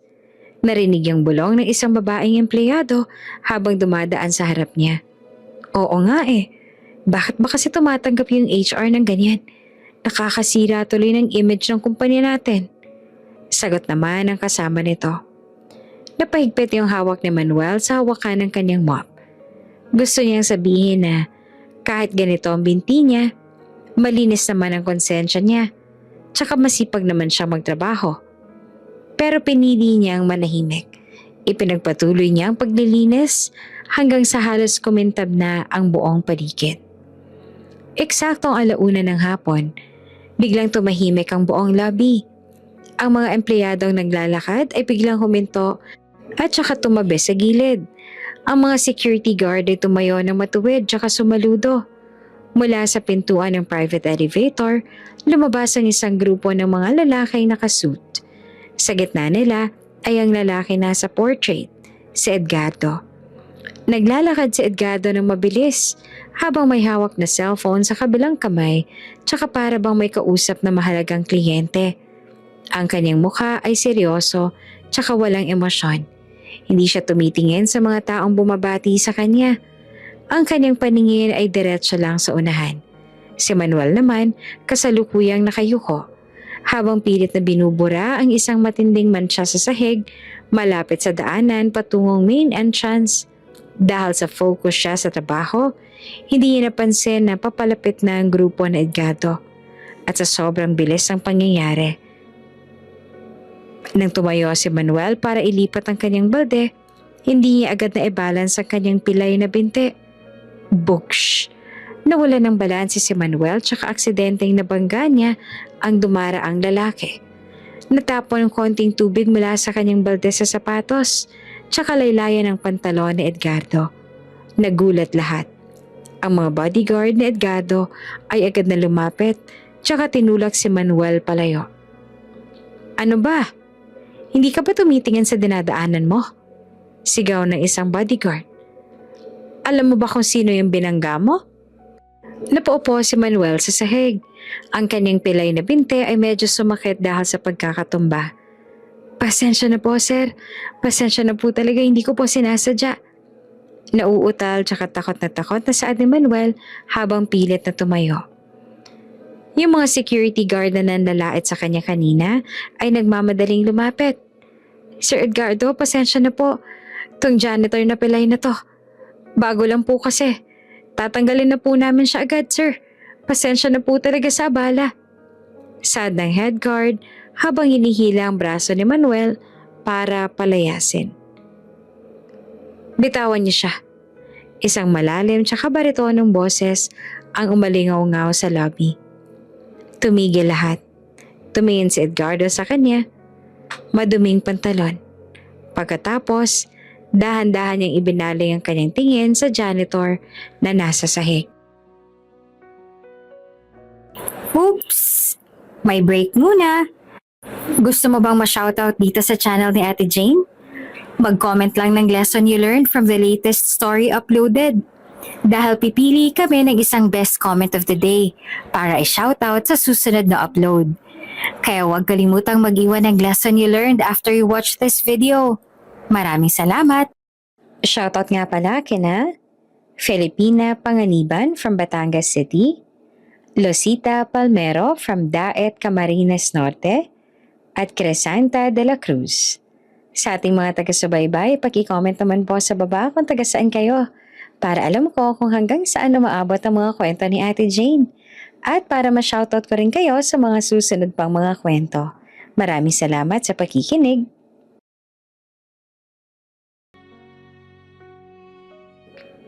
Si Manuel naman sa kabila ng takot ay dahan-dahang nag-angat ng tingin. Doon sa gitna ng lobby, nagtagpo ang kanilang mga mata. Sa sandaling iyon, parang huminto ang mundo para kay Edgardo. May kung anong kuryenteng dumaloy sa kanyang buong katawan. Ang mga mata ng janitor na nasa harap niya, ang hugis, ang kulay, tsaka ang kinang ng mga to ay para bang isang multo mula sa kanyang nakaraan. Yon ang mga mata ni Manuel Lisa. Yung eksaktong mga mata na minahal niya higit pa sa anumang yaman sa mundo. Ayos ka lang ba? Tanong ni Edgardo. Ang kanyang boses, na dati puno ng galit tsaka lamig, ay biglang lumambot. May bahid ng pag-aalala na hindi naintindihan ng mga taong nakapaligid sa kanila. Opo sir, ayos lang po ako. Sorry po talaga sa sapatos ninyo. Sagot ni Manuel habang pilit na tinatago ang panginginig ng kanyang mga kamay. Nanatiling nakatitig si Edgardo kay Manuel. Pinagmasdan niya ang ika-ikang pagtayo nito. May kung anong lukso ng dugo na naramdaman si Edgardo. Isang pakiramdam na matagal niya nang binaon sa limot simula nung gabing mawala ang kanyang anak sa ilog. Hindi niya maintindihan kung bakit, pero pakiramdam niya kilala niya ang batang to.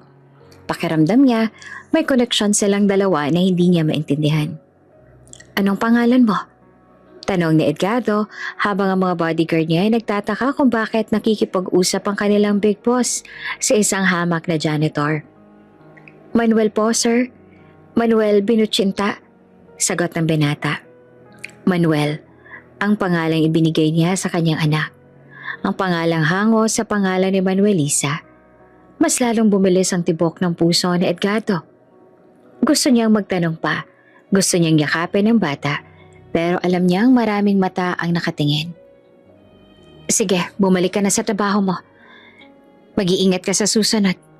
Huling saad ni Edgardo bago tumalikod tsaka naglakad palayo. Pero sa bawat hakbang niya, hindi maalis sa isip niya ang mukha tsaka ang mga mata ni Manuel. Naiwan si Manuel na nakatayo sa gitna ng lobby habang ang mga guard ay masamang nakatingin sa kanya. Pero sa loob-loob ni Manuel, may kakaibang pakiramdam din siyang naramdaman. Pagkatapos ng insidente sa lobby, hindi na nawala sa isipan ni Edgardo yung mukha ng batang janitor. Sa bawat meeting na pinupuntahan niya, sa bawat dokumentong pinipirmahan niya, ang mga mata ni Manuel ang nakikita niya. May kung anong puwersa na humihila sa kanya, parang malang makita ang binata. Kinabukasan, imbes na dumaan sa kanyang private elevator na direkta sa penthouse, pinili ni Edgardo na dumaan sa main lobby. Nagulat ang kanyang mga bodyguard, tsaka mga security guard na agad na tumayo ng matuwid. Hinanap ng kanyang mga mata ang figurang pamilyar. Nakita niya si Manuel sa isang sulok na kasalukuyang nagpupunas ng salamin sa pinto. Kitang-kita ang hirap nito dahil kailangan niyang ibalanse ang kanyang timbang sa kanang binte habang inaabot ang itaas na bahagi ng salamin. Sir Edgardo, magandang umaga po. Bati ng head security ng guard, si Vargas, na laging nangunguna sa panlalait kay Manuel. Huwag po kayo mag-alala. Pagsasabihan po namin ulit yang si Manuel na huwag gumarang sa dinadaanan ninyo. Kung gusto niyo po, itatabi na namin yan sa basement para hindi niyo na makita. Tumigil si Edgardo sa paglalakad, tsaka tiningnan ng matalim si Vargas. Bakit niyo naman siya itatabi? May ginagawa ba siyang masama? Wala naman po. Sir, kaya lang po baka makaabala sa image ng kumpanya eh. Yung alam niyo na po, yung pagiging pilay niya. Sagot ni Vargas habang napapakamot sa ulo. Ang image ng kumpanyang to, nakabase sa sipag ng mga empleyado at hindi sa kung paano sila lumakad. Malamig na saad ni Edgardo. Sa susunod na makarinig ako ng pangungutya sa kanya o sa kahit sinong may kapansanan dito, asahan mong wala ka na sa trabaho mo bago lumubog ang araw. Natahimik lahat. Ang mga empleyadong naglalakad sa lobby ay napahinto. Hindi sila makapaniwala na ang boss nila, na kilala bilang walang puso tsaka laging seryoso, ay pinagtatanggol ang isang janitor. Lumapit si Edgardo kay Manuel na noon ay nakatungo lamang, tsaka para bang nahihiya sa atensyong nakukuha. Manuel? Tawag na Edgardo. Sir, magandang umaga po. Sagot ni Manuel habang dahan-dahang tumingin sa CEO. Ayos na bang binti mo pagkatapos mong pagkatumba mo kahapon? Tanong ni Edgardo. Ramdam niya ang lukso ng dugo sa bawat segundong nakatitig siya sa bata. Opo sir, sanay na po ako rito. Pasensya na po pala ulit sa gulo kahapon. Saad ni Manuel. Huwag mo nang isipin yon, magtrabaho ka lang na maayos. Sabi ni Edgardo bago tuluyang tumuloy sa elevator. Mula noon naging usap-usapan na sa buong building ang ugnayan ng dalawa. Tuwing break time ni Manuel, madalas siyang makita ni Eduardo na nakaupo sa isang bench sa gilid ng garden ng kumpanya. Imbes na pumasok sa restaurant para mag-lunch, paminsan-minsan ay lumalabas si Edgardo tsaka tinatabihan ang binata. Anong baon mo?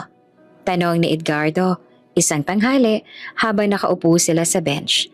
Nagulat si Manuel tsaka mabilis na itinago ang kanyang plastic na lalagyan. Wala po to, sir. Kanin lang po tsaka pritong talong. Nakakahiya po. Walang nakakahiya sa pagkain ng paborito mo. Ngiti ni Edgardo. Alam mo, nung bata ako, paborito ko rin yung talong. Naging madalas ang kanilang pag-uusap. Nagtataka ang lahat, mula sa vice president hanggang sa mga messenger, kung bakit nakikipagkaibigan ang kanilang boss sa isang janitor lang. Para kay Edgardo, ang pakikipag-usap kay Manuel ay nagbibigay sa kanya ng kapayapaan na hindi niya nahanap sa loob ng mahabang panahon. Pakiramdam niya sa tuwing kausap niya si Manuel, kasama niya na rin si Manuelisa. Isang hapon, habang nagkakwentuhan tungkol sa buhay ni Manuel sa Riles, napansin ni Edgardo na parang may gustong ilabas si Manuel mula sa kanyang bulsa. May kung anong tela na sisilip-silip sa bulsa ng kanyang suot na uniforme. Ano yung hawak mo, Manuel? Tanong ni Edgardo. Ito po ba? Ito po yung... Bago pa man mailabas si Manuel ang panyo, Biglang tumunog ang walkie-talkie ng bodyguard ni Edgardo na nakatayo sa di kalayuan. Sir Edgardo, tumatawag po yung board of directors. Nagsimula na po yung emergency meeting sa taas. Kailangan na po kayo roon. Napabuntong hininga si Edgardo. Sige, susunod ako. Tiningnan niya si Manuel. Ipagpapatuloy natin ang kwento mo mamaya, ha? Opo, sir. Sige po. Balik na rin po ako sa paglilinis. Sagot ni Manuel habang binabalik ang panyo sa kanyang bulsa. Hindi iyon ang unang pagkakataon na muntik nang makita ni Edgardo ang panyo. Sa tuwing magtatangka si Manuel na ilabas ito para punasan ng kanyang pawis o ipakita sa CEO ang tanging alaala niya sa kanyang mga magulang, palaging may humaharang. Minsan ay may tatawag kay Edgardo. Minsan naman ay may darating na mga kliyente. O di naman kaya, may aksidente matatapon na tubig na kailangang linisin ni Manuel agad. Para bang pinaglalaruan sila ng tadhana.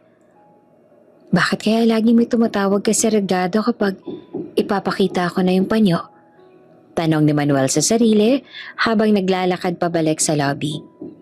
Gusto ko lang naman sanang itanong kung pamilyar ba siya sa pangalang Manuelisa. Baka dahil mayamang tao siya, may kakilala siyang ganun ng pangalan. Habang naglalampaso, nakita naman ni Manuel si Mary Grace sa TV sa lobby. May balita tungkol sa darating na hearing ng kaso nito. Kahit na hindi alam ni Manuel ang buong kwento, nararamdaman niya ang matinding kaba nang makita ang mukha ng babae.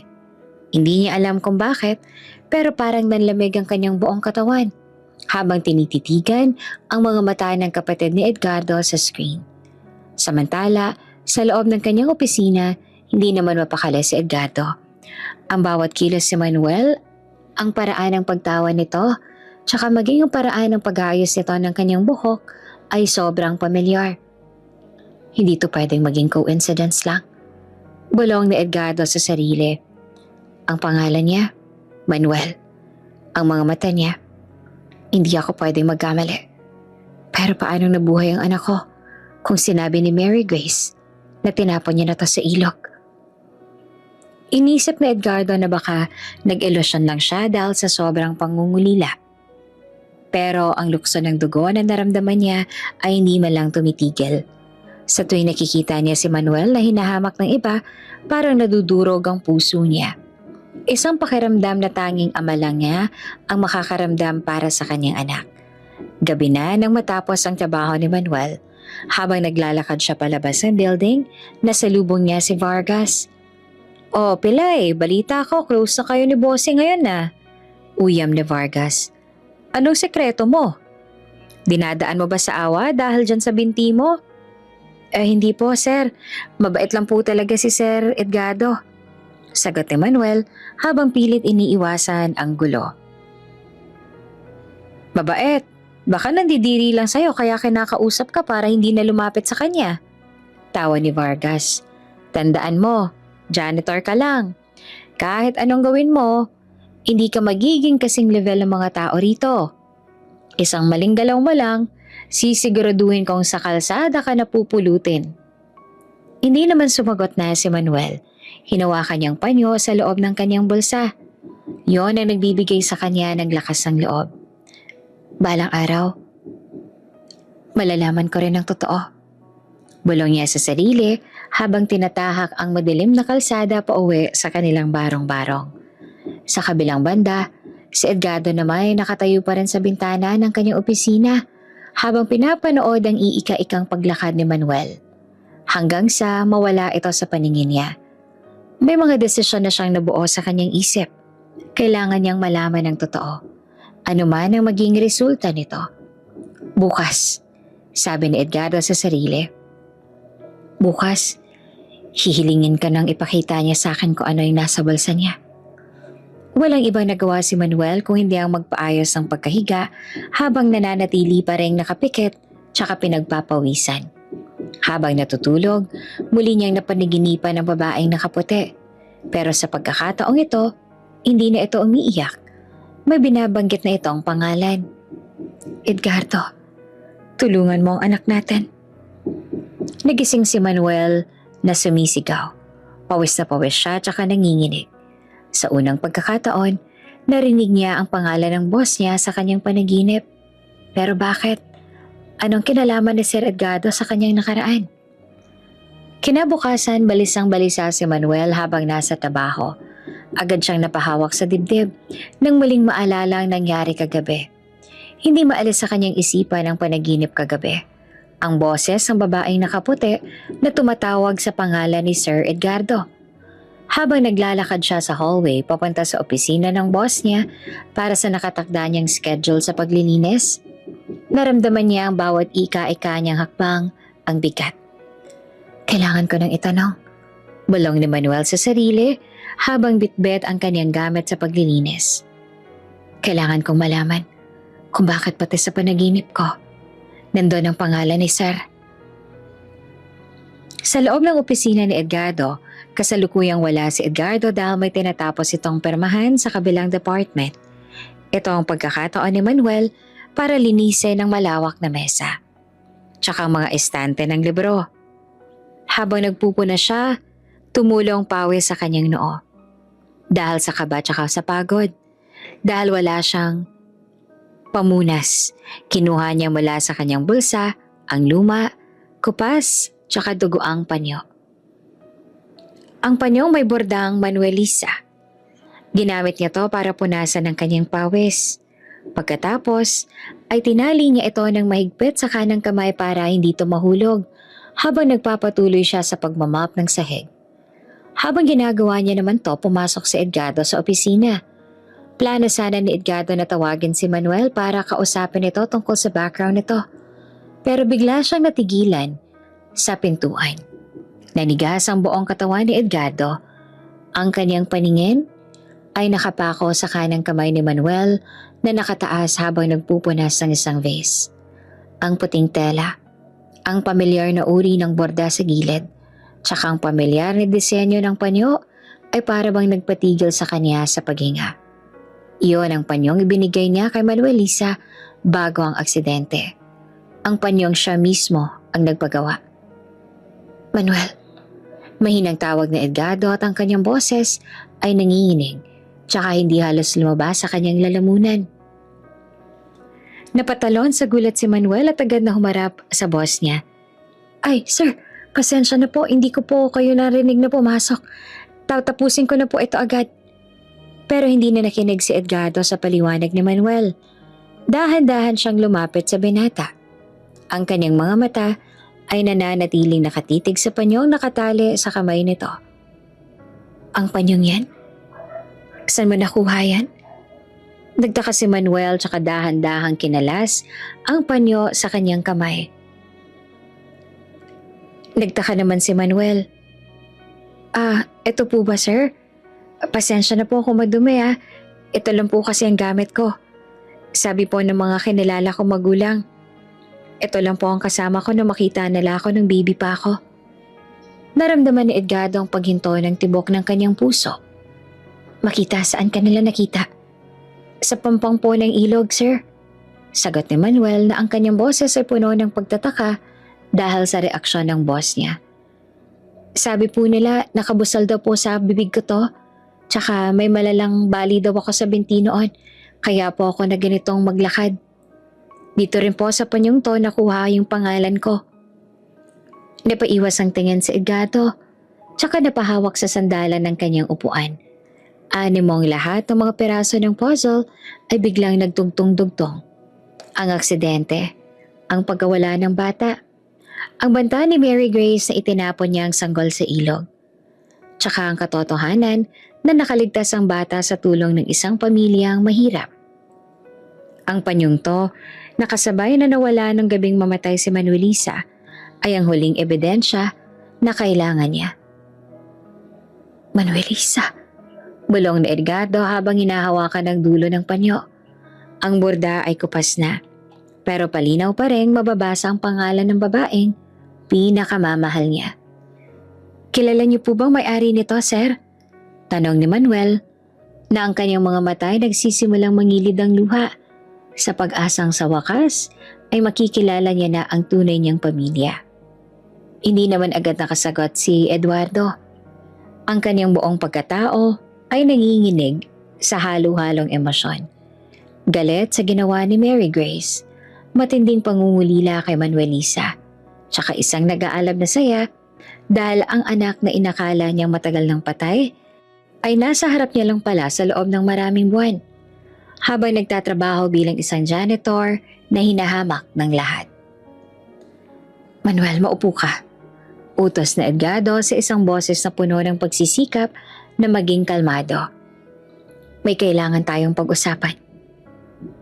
May kailangan ako malaman tungkol sa lahat ng detalye nung gabing nakita ka ng mga kumupkop sa'yo. Naupo naman si Manuel gaya ng utos ni Edgardo sa kanya. Ikinwento ni Manuel ang lahat.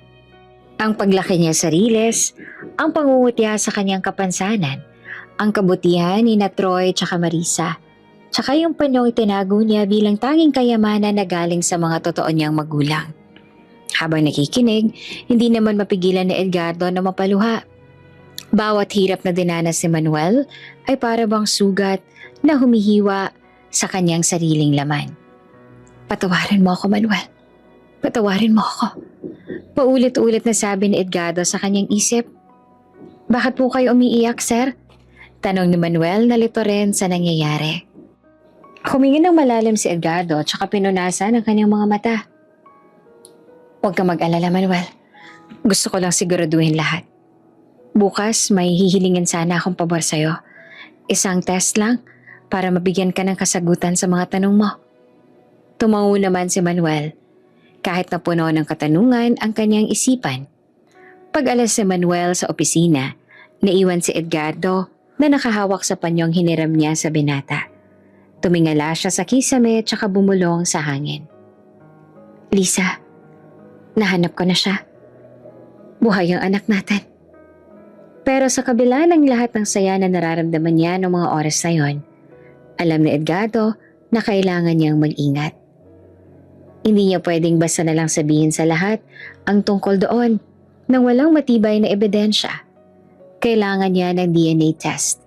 At habang naghihintay siya sa tamang pagkakataon, ang tanging nasa isip niya lang ay kung paanong mababawi ang anak na tinuring niyang patay sa loob ng mahabang panahon. Hindi naman mapakali si Edgardo sa loob ng kanyang opisina matapos lumabas si Manuel. Ang panyong hawak niya ay para bang nagbabaga. Nagpapaalala sa kanya ng lahat ng sakit tsaka pananabik na kinimkim niya sa loob ng halos 2 dekada. Kahit na bawat hibla ng kanyang pagkatao ay sumisigaw na si Manuel ang kanyang anak, alam ni Edgardo na sa mundo ng batas tsaka ng negosyo, kailangan niya ng hindi matatawarang ebidensya. Hindi niya pwedeng basta nalang yakapin ang binata tsaka ipakilala sa mundo ng walang katibayan. Lalo na't marami pa rin gamlamay si Mary Grace na naghihintay sa pagkakamali niya. Kailangan ko ng DNA test. Bulong ni Edgardo sa sarili habang pilit na pinapakalma ang nanginginig niyang mga kamay. Ilang minuto lang lumipas tsaka pinindot niya ang intercom. Pakitawag si Manuel Binocenta sa opisina ko ngayon din. Sabihin niyo, may ipapalinis lang ako na tapong kape. Ito ang naisip niyang paraan para hindi maghinala ang mga empleyado o ang mga security guard na laging nakabantay sa bawat galaw niya. Maya-maya ay narinig niya na ang pamilyar na iika-ikang hakbang sa labas ng pinto. Kumatok si Manuel, tsaka dahan-dahang pumasok. Bit-bit ang kanyang cleaning kit. Sir, pinatawag niyo po ako. Nasaan po yung natapon? Tanong ni Manuel habang ginagala ang paningin sa malinis na carpet. Manuel, maupo ka muna. Saad ni Edgardo habang tinuturo ang upuan sa harap ng kanyang mesa. Nakalimutan ko, tuyo na palang natapon kanina. Pinunasan ko ng tissue. Pero bago ka pala bumalik sa lobby, uminom ka muna ng juice. Mukhang pagod na pagod ka sa pag-akyat panaog dito sa building. Nag-alinlangan naman si Manuel. Naka sir, nakakahiya po. Janitor lang po ako. Baka kung anong sabihin ng mga nakakakita. Manuel, kaibigan kita, di ba? Sige na, uminom ka na. Utos to ng boss mo. Biro na Edgardo para gumaan ang loob ng binata. Kumuha naman si Edgardo ng isang malinis na baso. At saka, sinalinan to ng juice mula sa pitchel na nasa kanyang minibar. Inabot niya ito kay Manuel. Uhaw na uhaw ang binata kaya mabilis niya itong ininom hanggang sa maubos. Hindi alam ni Manuel na habang umiinom siya, matamang pinagmamasa ni Edgardo ang bawat galaw niya. Ang paraan ng paghawak niya sa baso, ang hugis ng kanyang mga panga, tsaka ang mga mata niyang punong-puno ng kainosentehan. Salamat po sir, ang sarap po ng juice. Ngayon lang po ako nakatikim ng ganon. Nakangiting saad ni Manuel habang inilapag ang baso sa mesa. Walang anuman Manuel, sige na, bumalik ka na sa trabaho mo. Mag-ingat ka sa pagbaba. Sagot ni Edgardo. Nang makalabas na si Manuel, mabilis na kinuha ni Edgardo ang basong ginamit ito. Gamit ang isang panyo, maingat niyang hinawakan ng baso para hindi madungisa ng mga fingerprint o ang laway na naiwan sa gilid nito. Inilagay niya ito sa isang plastic bag, tsaka agad na tinawagan ng kanyang pinakapinagkakatiwalaang doktor sa isang private hospital. Doc, may ipapa-DNA test ako. Confidential ito. Ayoko may makakaalam na kahit sino. Kahit ang pamilya ko. Seryosong saad ni Edgardo sa cellphone. Sige Edgardo, dalhin mo rito ang sample ngayon din. Sisiguraduhin kong walang lalabas na impormasyon.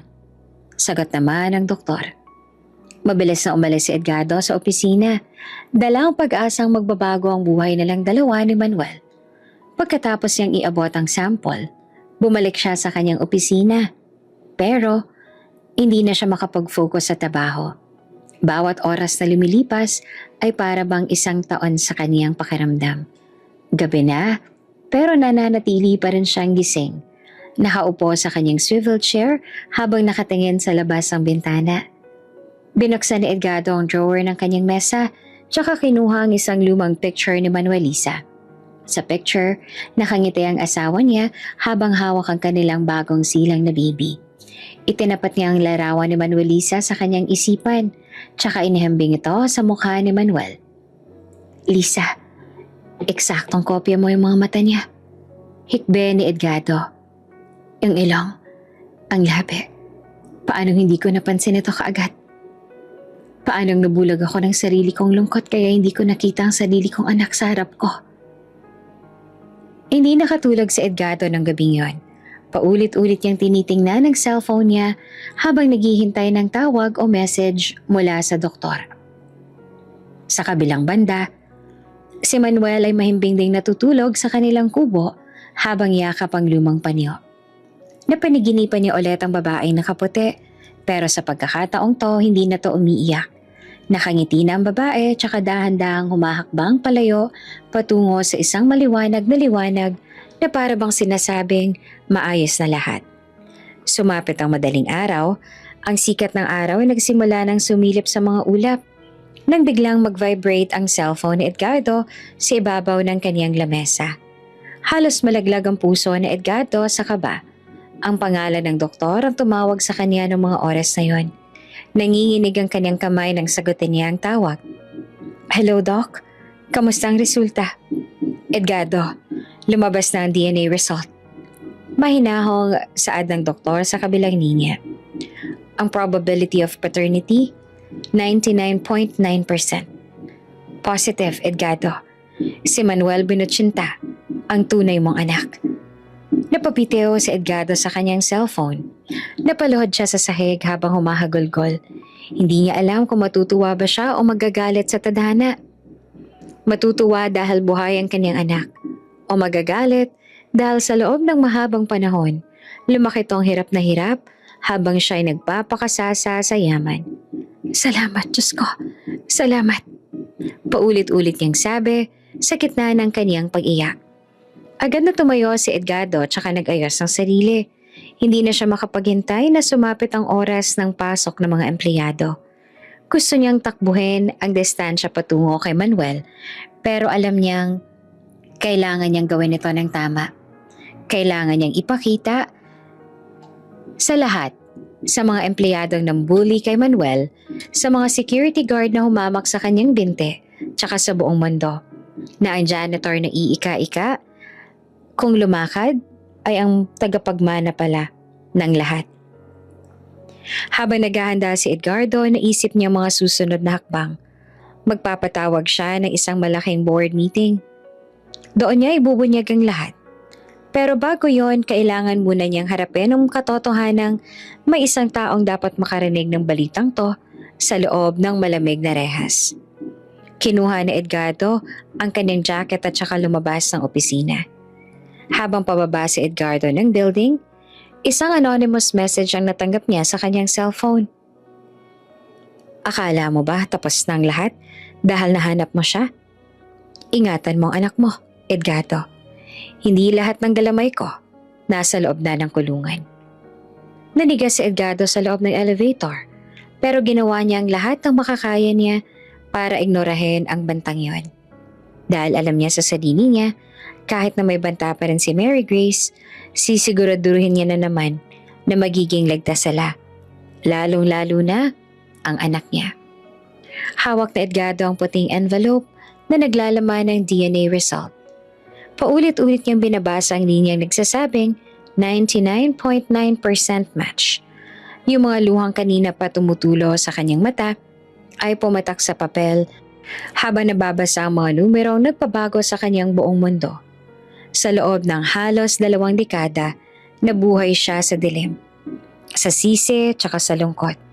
Pero ngayon, nasa harap niya na ang hinahanap niya. Anak ko. Ang anak ko. Bulong ni Edgardo habang nakasandal sa kanyang swivel chair. Paano kita haharapin?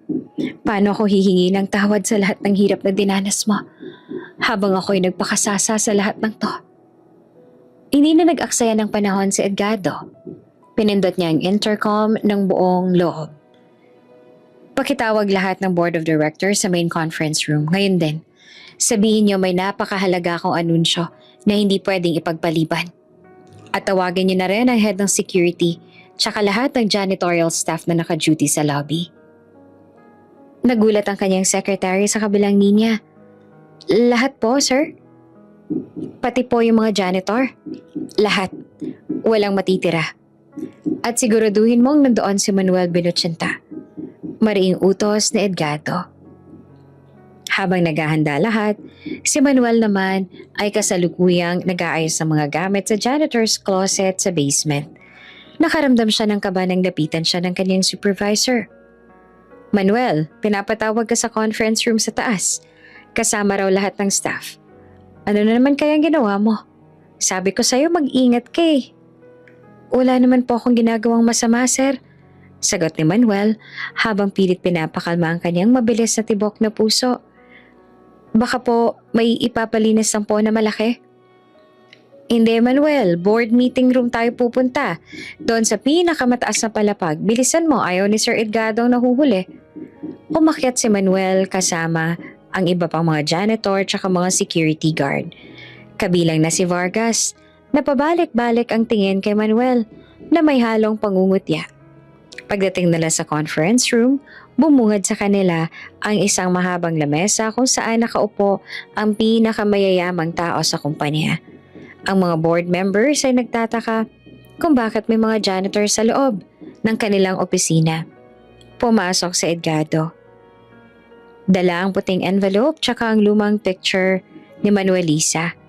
Ang kanyang muka ay seryoso, pero ang kanyang mga mata ay mapula dahil sa pag-iyak.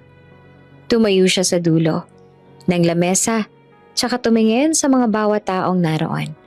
Hanggang sa huminto ang kanyang paningin kay Manuel na nakatayo lamang sa gilid na iika-ika tsaka nakayuko dahil sa hiya. Marahil ang nagtataka kayo kung bakit ko kayo pinatawag lahat. Panimula ni Edgardo. Ang kanyang boses ay umaalingaw-ngaw sa buong opisina. Sa loob ng maraming taon, alam niyong lahat ang trahedyang sinapit ng asawa ko at saka ng anak ko. Alam ninyong namuhay ako sa pag-asang balang araw. Makikita ko ang anak kong itinapon sa ilog. Nagbulungan ng mga board members. Si Vargas naman ay napangisi ng mahina. Iniisip na baka mag-announce si Edgardo ng donasyon o kaya ay may kinalaman sa kaso ni Mary Grace. Nitong mga nakaraang buwan, may isang tao ako nakilala rito sa kumpanya. Patuloy ni Edgardo habang dahan-dahang naglakad patungo sa kinaroroonan ni Manuel. Isang tao na hinahamak ng marami dahil sa kanyang kapansanan. Tumigil si Edgardo sa tapat ni Manuel. Hinawakan niyang balikat ng binata. Dahilan para mapatingala si Manuel sa kanya. Manuel, ilabas mo ang panyo mo. Nanginig namang kinuha ni Manuel ang panyo mula sa kanyang bulsa at saka iniabot ito kay Edgardo. Itinaas naman ni Edgardo ang panyo para makita ng lahat. Ang panyong to na may bordang Manuelisa. Ito ang panyong ibinigay ko sa asawa ko bago siya mamatay. At ito ang panyong natagpuan sa leeg ng sanggol na nakaligtas mula sa tulay. Katahimikan ng namayani sa opisina.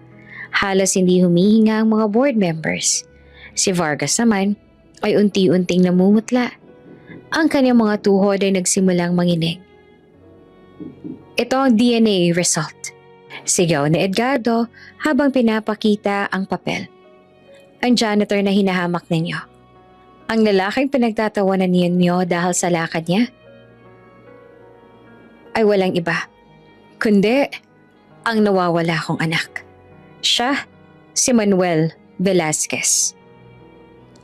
Yung totoo at tanging tagapagmana ng lahat ng meron ako. Agad na nagbulungan ng lahat. Ang mga board members ay napanganga. Ang mga supervisor na nanigaw kay Manuel ay hindi malaman kung saan titingin. Si Manuel naman ay napaluhod sa sahig. Hindi dahil sa paghihina ng binte, kundi dahil sa bigat ng katotohanang sumampal sa kanya. Sir, ano pong ibig niyong sabihin? Tanong ni Manuel habang dumadaloy ang mga luha sa kanyang pisngi. Kayo po ang tatay ko. Lumuhod din si Edgardo sa harap ni Manuel, tsaka niyakap ng mahigpit. Patawarin mo ako, anak. Patawarin mo ako kasi hinayaan kitang maghirap. Hindi ko alam na nandito ka lang pala. Nagiyakan ng mga tao sa loob ng opisina, maging ang ilang mga board members ay hindi napigilang mapaluha sa eksenang nasaksihan.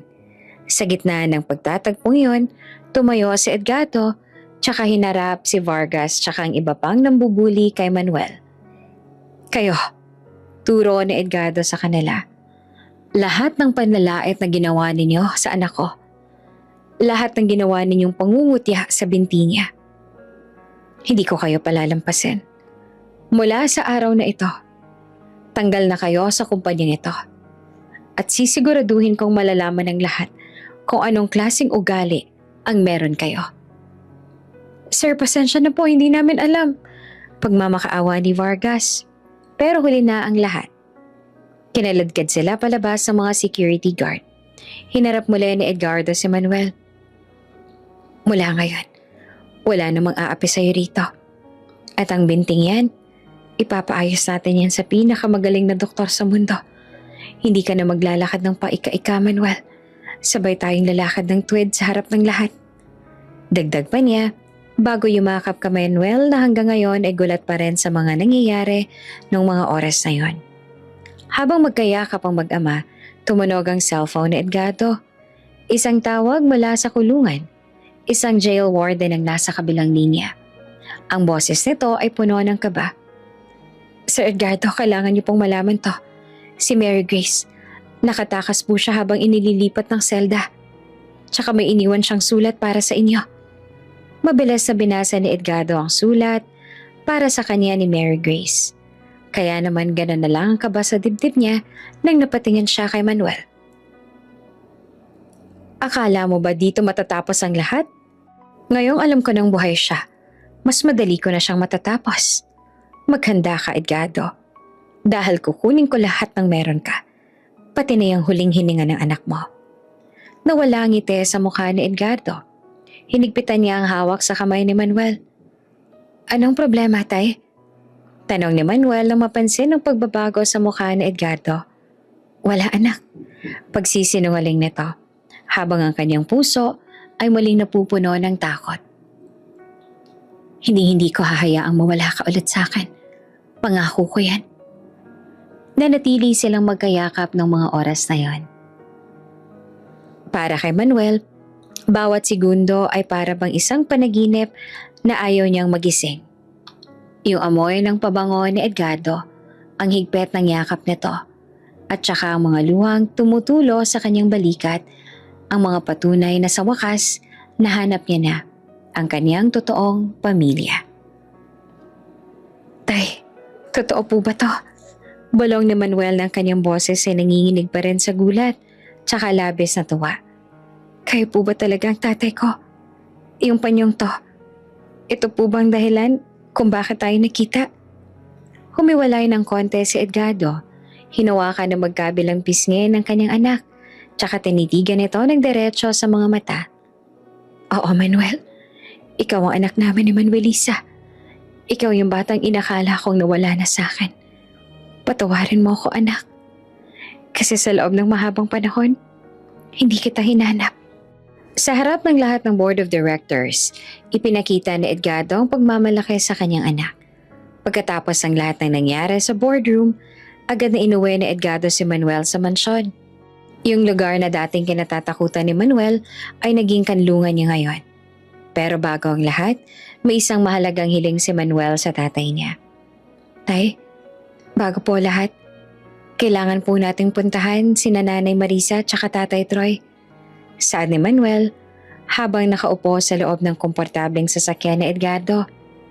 Sila po ang nagligtas sa akin. Sila po ang nagpakain sa akin kahit wala silang makain. Sila po ang nagtago ng panyo na to. Ngumiti naman si Edgardo, isang tunay na ngiti na ngayon lang muling sumilip sa kanyang mga labi. Siyempre naman, Manuel, hindi natin sila malilimutan. Sila ang mga anghel na pinadala para sa'yo. Pinuntahan nila ang maliit na barong-barong sa tabi ng riles.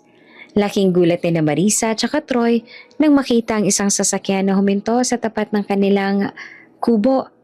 Bumaba si Manuel. Kasunod si Edgardo. Agad na niyakap ni Manuel ang kaniyang kinilalang magulang. Nay, tay, nahanap ko na po ang tatay ko. Si Sir Edgardo po.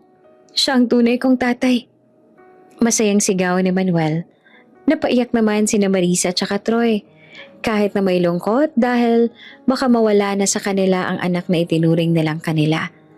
Mas naig ang saya dahil alam nilang magiging maganda na ang buhay ni Manuel. Pero hindi sila pinabayaan ni Edgardo. Marisa, Troy, wala akong mahagilap na salita para pasalamatan kayo. Saad ni Edgardo habang nakikipagkamay sa dalawa. Dahil sa inyo, may anak pa ako ngayon. Mula ngayon, hindi na kayo titira rito. Bibigyan ko kayo ng sariling bahay ninyo tsaka lupa, tsaka sapat na pondo para sa pagtanda ninyo. Hindi kayo mawawalay kay Manuel dahil bahagi na kayo ng pamilya namin. Hindi naman makapaniwalang mag-asawa sa swerteng dumating sa kanila. Sa mga sumunod na linggo, naging mabilis ang pagbabago sa buhay ni Manuel. Agad siyang pinasok na Edgardo sa isang maganda at saka kilalang ospital sa ibang bansa para sa operasyon ng kanyang binti. Ang pinakamagagaling na surgeon ay nagtulong-tulong para maituwid ang butong matagal ng baluktot. Pagkatapos ng operasyon, tsaka ilang buwan ng physical therapy, unti-unting nawala ang pag-iika ni Manuel. Ngayon, nakakalakad na siya ng matuwid. Taas noo, tsaka may kumpiyansa sa sarili. Sa kabila ng balita tungkol sa pagtakas ni Mary Grace, hindi naman hinayaan ni Edgardo na masira ang bago nilang simula. Nagdagdag siya ng mahigpit na seguridad sa paligid ni Manuel tsaka sa tulong ng mga otoridad, muling natunto ng kinaroroonan ng kaniyang masamang kapatid bago pa man to makagawa ng masama. Si Mary Grace ay nahuli ulit sa isang abandonadong bodega na punong-puno ng galit tsaka inggit. Tsaka sa pagkakataong to, sinigurado ni Edgardo na wala na tong pagkakataong makalabas pa sa kulungan habang buhay. Isang hapon, nagpa siyang mag-ama na pumunta sa isang espesyal na lugar. Nakasuot si Manuel ng maayos na polo. Habang si Edgardo naman ay may dalang isang malaking bouquet ng mga puting rosas. Pumunta sila sa puntod ni Manuelisa. Maayos tsaka malinis ang paligid ng puntod. Doon inilapag ni Edgardo ang mga bulaklak. Lumuhod siya sa tabi ng nicho, tsaka hinawakan ng marmol na may nakaukit na pangalan ng kaniyang asawa. Lisa, andito na kami. Panimula ni Edgardo habang ang kanyang boses ay garalgal ng mga oras na yon. Nahanap ko ng anak natin. Tingnan mo siya. Lisa, napakagwapo niyang bata. Tsaka napakabuti ng puso niya. Hindi siya sumuko sa buhay kahit gaano kahirap ang pinagdaanan niya. Lumapit si Manuel tsaka lumuhod din sa tabi ng tatay niya. Hinawakan ng panyong may bordang Manuelisa. Ang panyong naging gabay niya sa buong buhay niya. Nay, salamat po sa pagbabantay sa akin. Saad ni Manuel habang pinupunasan ng kanyang luha.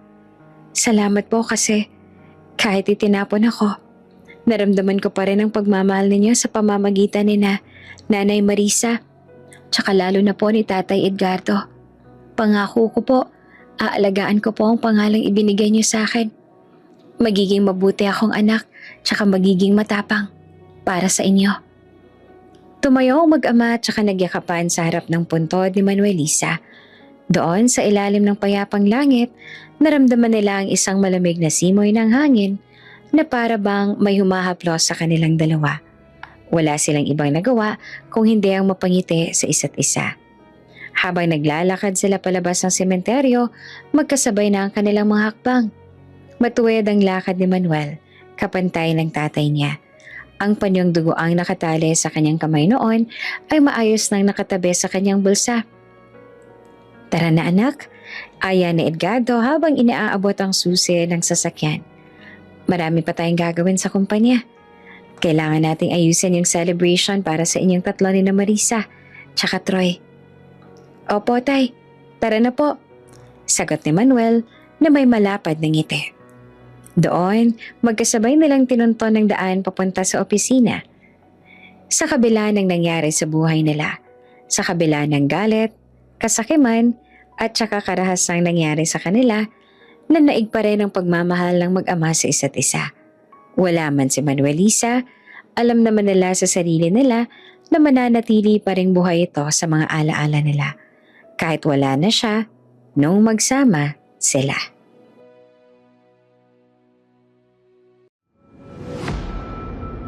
Kung bago ka pa lang sa channel na ito, Ate Jane TV, huwag kalimutang pindutin ang notification bell and subscribe button.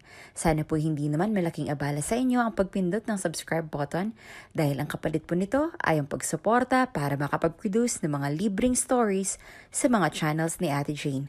Maraming salamat!